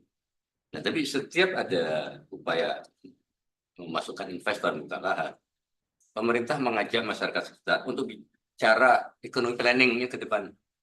Ekonomi ke depan gimana? Itu sama-sama. Gitu.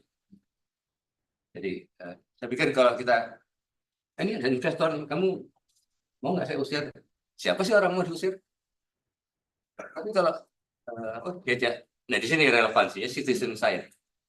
Citizen science itu tidak mengeksklud small community kan. Nah, kalau kita ngomong peluang ekonomi, kita perlu knowledge tentang peluang bisnis, peluang ekonomi. Bagaimana ekonomi daerah ke depan mau seperti apa? Ada pakar dari regional planning, pakar saintis. Ini orang awam. Ada pebisnis, dia menjawab, konsultan, ada pakarnya. Orang awam gimana? Di sini tesis dari citizen science adalah kalau kita bisa leverage di level knowledge ya, dari community tentang berbagai hal, bisnis, peluang ekonomi. Tapi saya kira ini ya kalau kita lihat di Vietnam itu dipraktekkan. Bisa dibanding, tapi nggak boleh keluar. Dibandingnya pakai Zoom, nggak boleh pakai. Nggak boleh Prabowo. Belum boleh. Terima kasih Pak Sony dan Pak Ade tanggapannya. Oh ya, ada pertanyaan lain dari Zoom. Izin bertanya, kebijakan atau regulasi seperti apa yang dapat dilakukan pemerintah daerah untuk menumbuhkan peran citizen science dalam mengembangkan inovasi pembangunan di wilayah terkecil seperti desa? Mungkin dari Sony atau Pak Rahman.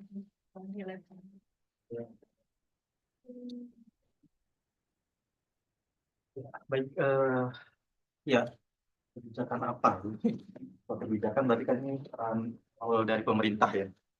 Jadi itu yang memang harus harus diperhatikan. Jadi kebijakan sebenarnya sudah banyak ya dari pemerintah pusat ya. Ada Kementerian Desa dengan kebijakan dana desa ya untuk pengembangan desa dan sebagainya. Cuma masalahnya tadi biasanya dengan dana tersebut pemerintah desa yang lebih mereka condongkan ya untuk menghabiskan menyerap anggaran dana desa itu adalah untuk infrastruktur gitu ya. Jadi sebenarnya itu yang mungkin perlu kami sebagai institusi pendidikan ataupun juga dari non government organization itu memberikan pemahaman kepada masyarakat ya bahwa tidak hanya berupa bangunan fisik gitu ya saja, tapi juga perlu memperhatikan berbagai macam konteks yang ada permasalahan di daerah gitu. Nah, pernah kasus waktu kami melakukan yang hal sama di Citarum ya, dengan masyarakat sana, kebetulan lagi ada kampanye untuk pemerintah desa gitu ya. Kemudian mereka sangat senang dengan keadaan kami dengan metode ya mirip dengan participatory planning ini.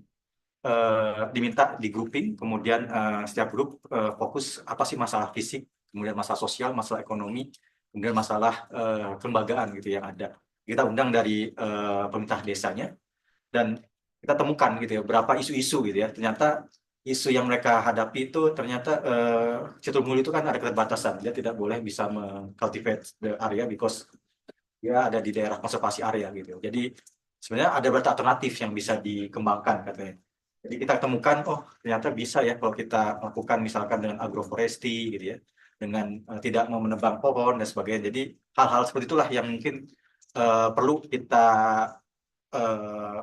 dorong gitu ya kepada pemerintah desa. Jadi banyak sekali hal-hal yang mungkin kami ya, saya sebagai kacamata dari perspektif akademisi gitu ya, itu bisa memberikan pemahaman ya berupa pengabdian dan sebagainya, termasuk dengan menerapkan metode ini gitu ya, mereka merasa senang sekali.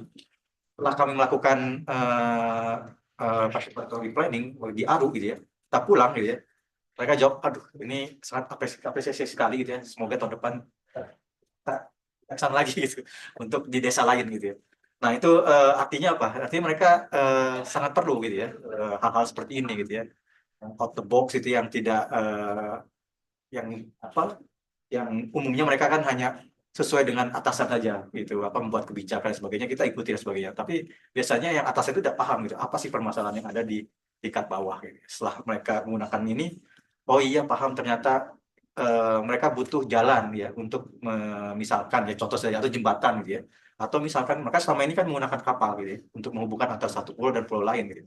Tapi misalkan apakah ada rencana dari pemerintah desa membangun pasar di tempat lain gitu ya, tidak hanya di satu tempat gitu ya. Dobo itu hanya satu pasar gitu. Jadi mereka nangkap ikan, mereka jual di situ gitu. Tapi kalau misalkan kita bagi ya pasar sebagainya itu menjadi lebih merata gitu ya. Nah itu salah satu contoh saja. Tapi kebijakan apa ya ini tergantung. Yang membuat kebijakan adalah pemerintah. Tapi community itu bisa mensupport gitu ya. Nah selama ini kan top down tadi ya approach dengan adanya participatory planning kita harapkan ketika menyusun kebijakan ada suatu input dari masyarakat. Inilah yang menurut kami penting dalam penyusunan kebijakan regulasi itu ada peran dari atau role dari masyarakat yang benar-benar mereka terlibat dalam penyusunan kebijakan. Itu mungkin jawabannya. Dari Zoom sudah terjawab ya pertanyaannya. Terima kasih. Karena keterbatasan waktu juga, bagaimana cara memastikan ini pertanyaan terakhir mungkin ya, karena sebetulnya sudah melewati waktunya. Bagaimana cara memastikan bahwa data yang disampaikan dikumpulkan dalam praksi citizen itu akurat? Mungkin tadi Pak ada berbagai sumber dari citizen itu ketika berkumpul jadi kumpulan data itu bagaimana cara untuk memastikan validitas atau akurasi? Ya. Ini persoalan persoalan akurasi itu juga menjadi perdebatan di kalangan expert juga. Dan kadang-kadang persoalan adalah metodenya apa, dan bagaimana itu ditafsirkan. Kita nggak bisa mengklaim akurat. Atas dasar apa Anda bilang itu akurat? Gitu kan. Jadi, tapi prinsip ini bisa digeneralisasi. Jadi intinya adalah itu. Kalau menurut beberapa sekolah, open the black box. Jadi bagaimana praktek pengetahuan, knowledge system, apapun itu, coba buka semua asumsinya. Dasar untuk menafsirkan cara dia mengakses informasi dan sebagainya. Keterbukaan ini memungkinkan kita berdebat. Apakah ini akurat atau akurat, ini bias atau tidak. Itu juga penting, karena apapun kesimpulannya nanti kita akan legitimate, akan kita dukung bersama. Tapi kalau kita mengklaim akurat, yang lain melihat itu sebagai kotak hitam, banyak kasus. Dengan mudah itu diabaikan. COVID kemarin, terlalu banyak pemerintahan di dunia yang mengabaikan data dari WHO. Ya. Jadi, akurasi ya, tapi legitimasi atau proses apa ya? Proses politik, ada data governance ya. Data governance mungkin. Yang ujungnya adalah acceptance dan legitimasi. Iya. Silahkan Pak Andi. Ya, saya mungkin mengomentari dua pertanyaan langsung. Yang pertama sebetulnya kalau situs mudah lah, ada banyak links bagaimana kita bisa mendorong citizen science. Saya masih ingat apa yang dikatakan oleh Robert Chambers 20 tahun yang lalu. Gitu. Kalau kita ingin participatory meaningful artinya, jadi bisa memberi dampak gitu kan. Demikian juga dengan citizen science. Gitu. Yang dibutuhkan adalah ABC. Ya. And behavior change. Nah, tidak hanya pelaku masyarakat saja, tapi government mau terbuka nggak? Pemerintah mau terbuka nggak? Pop of knowledge dari sumber lain gitu, tidak hanya dari kemudian proses-proses yang katakanlah konvensional. Terbuka terlebih dahulu. Ketika jadi perubahan, maka kemudian kita bisa mendevise berbagai policy tools-nya. Maka kita bikin insentif untuk mendorong inisiatif citizen forum, apakah kita buat standar dan sebagainya. Yang kedua mungkin kurasi seperti itu. Saya sepakat dengan apa yang disampaikan oleh Pak Sony gitu. Tapi saya ingin menambahkan juga satu hal lain. Gitu. Kita bisa belajar dari beberapa platform yang sudah dikembangkan, OpenStreetMap, kemudian Wikipedia seperti ini. Semua rata materialnya di provide oleh siapapun gitu. Tetapi ada kelompok yang mengkurasi tersebut, melihat standar itu. Sehingga itu yang memungkinkan bahwa kualitas data, knowledge yang itu mempunyai standar tertentu. Itu kemudian ada perdebatan standar siapa itu. Gitu. Tapi paling tidak kita bisa mencapai satu kesepakatan terkait bentuk knowledge seperti apa yang mungkin bisa diterima. Mungkin itu yang apa namanya yang bisa saya sampaikan. Terima kasih, Pak. Saya kira sudah cukup tanggapan dari masing-masing pembicara hari ini. Terima kasih banyak atas diskusi yang sangat ini ya memantik gitu. Berbagai kasus-kasus bisa kita eksplor juga dengan hari ini. Mungkin sebelum mengakhiri webinar hari ini, izinkan saya menyampaikan beberapa summary ya apa yang sudah kita diskusikan. Tadi kita mungkin di sini juga sudah belajar gitu bagaimana sains itu pada awalnya memang secara tradisional praktiknya dilakukan oleh profesional, namun masih ada limitasi atau gap seperti yang dijelaskan tadi oleh Pak Sony, ada data deficit, legitimasi deficit, terus juga governance deficit, bahwa ternyata sains itu bukan hanya cukup misalnya tadi juga kita punya data akurat, tapi juga legitimate atau diterima oleh semua lapisan masyarakat yang akan juga menggunakan sains itu gitu. Kemudian juga tadi ditekankan adanya interaksi antara sains dan community tadi dari presentasi Pak Son dan juga pembicara-pembicara yang lain, kita bisa belajar ada level atau proses di mana sains dan community ini bertemu gitu ya Pak. Jadi mungkin di awal itu kalau kita yang kita biasa lihat gitu ada konvensional top down proses dalam difusi inovasi atau knowledge itu gitu, kemudian ada yang sudah dengan community participation gitu, tapi yang paling puncaknya tadi di engagement atau porous boundaries di mana citizen science practices itu occur gitu ya, terjadi gitu. Ini mungkin highest level yang juga disebut sama oleh Prof. Muki sebagai extreme citizen science gitu, di mana collaborative science problem definition, data collection analysis itu terjadi gitu di situ. Dan juga proses ini juga tidak mungkin tadi dilakukan tanpa membuka black box-nya. Jadi memang apa ya, mungkin established knowledge yang sudah kita pahami selama ini gitu sebagai expert atau profesional itu mungkin butuh dibuka dulu dan kemudian diisi bersama dengan masyarakat atau mungkin local citizen gitu di sana. Juga tadi Pak Andanantra, Pak Nur Rahman juga sudah ditekankan juga ada metode untuk mungkin mengukur akurasi validitas gitu. Ada tadi cara kurasinya itu seperti apa. Tapi juga kembali lagi ya, sebenarnya standar atau untuk mengukur akurasi itu juga di situ juga mungkin kalau hukum ada knowledge is power, power is knowledge ya. Jadi kayak yang punya yang bisa mengkurasi itu juga menentukan standar itu juga those who have power gitu misalnya. Nah itu ada diskusi atau riset-riset lain yang bisa dilanjutkan dari situ juga. Kemudian dari beberapa case urban dan rural cases tadi kita juga bisa belajar bagaimana participatory approach itu digunakan mengintegrasi local knowledge juga di dalam panjangnya bisa tadi juga ada beberapa pertanyaan yang menyangkut challenge dan juga kesulitan mungkin ya di dalam proses citizen science atau participatory ini, misalnya institutional resistance, terus distrust ya dari masyarakat atau inequality itu sendiri yang perlu diperhatikan bahkan di saat early stage of planning-nya itu. Mungkin itu sekian sekaligus menutup sesi webinar hari ini. Terima kasih banyak atas partisipasi dan kehadirannya. Izinkan kami menutup sesi ini. Assalamualaikum warahmatullahi wabarakatuh. Waalaikumsalam.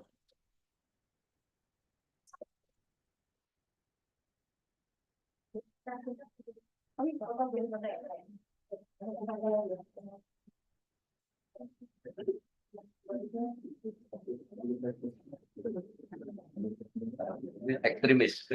Jadi ekstremis. Banget. Baru dari Bapak aja kali ya. Nanti saya sama Pak Fikri di depan itu. Ya.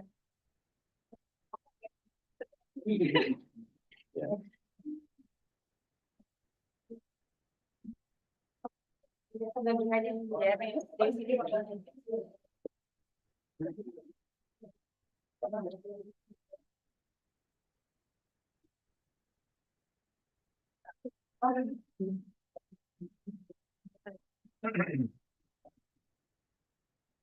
Yes, sebentar. 1, 2, 3. Oke, 1, 2, 3. Oke, gak bebas mungkin ya, tangannya. Boleh sih. Oke, 1, 2, 3. Oke, terima kasih.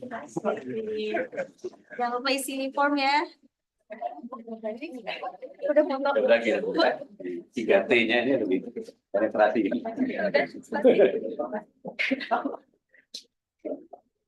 Ini hari Selasa nih saya harus presentasi pusat nih. Tapi saya lagi di Ada yang lain-lain. Malam atau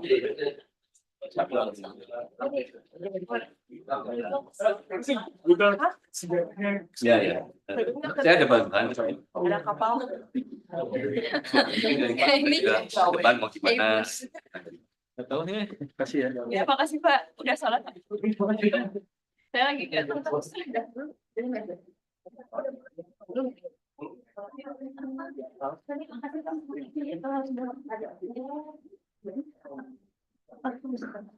ini rekaman YouTube-nya ada.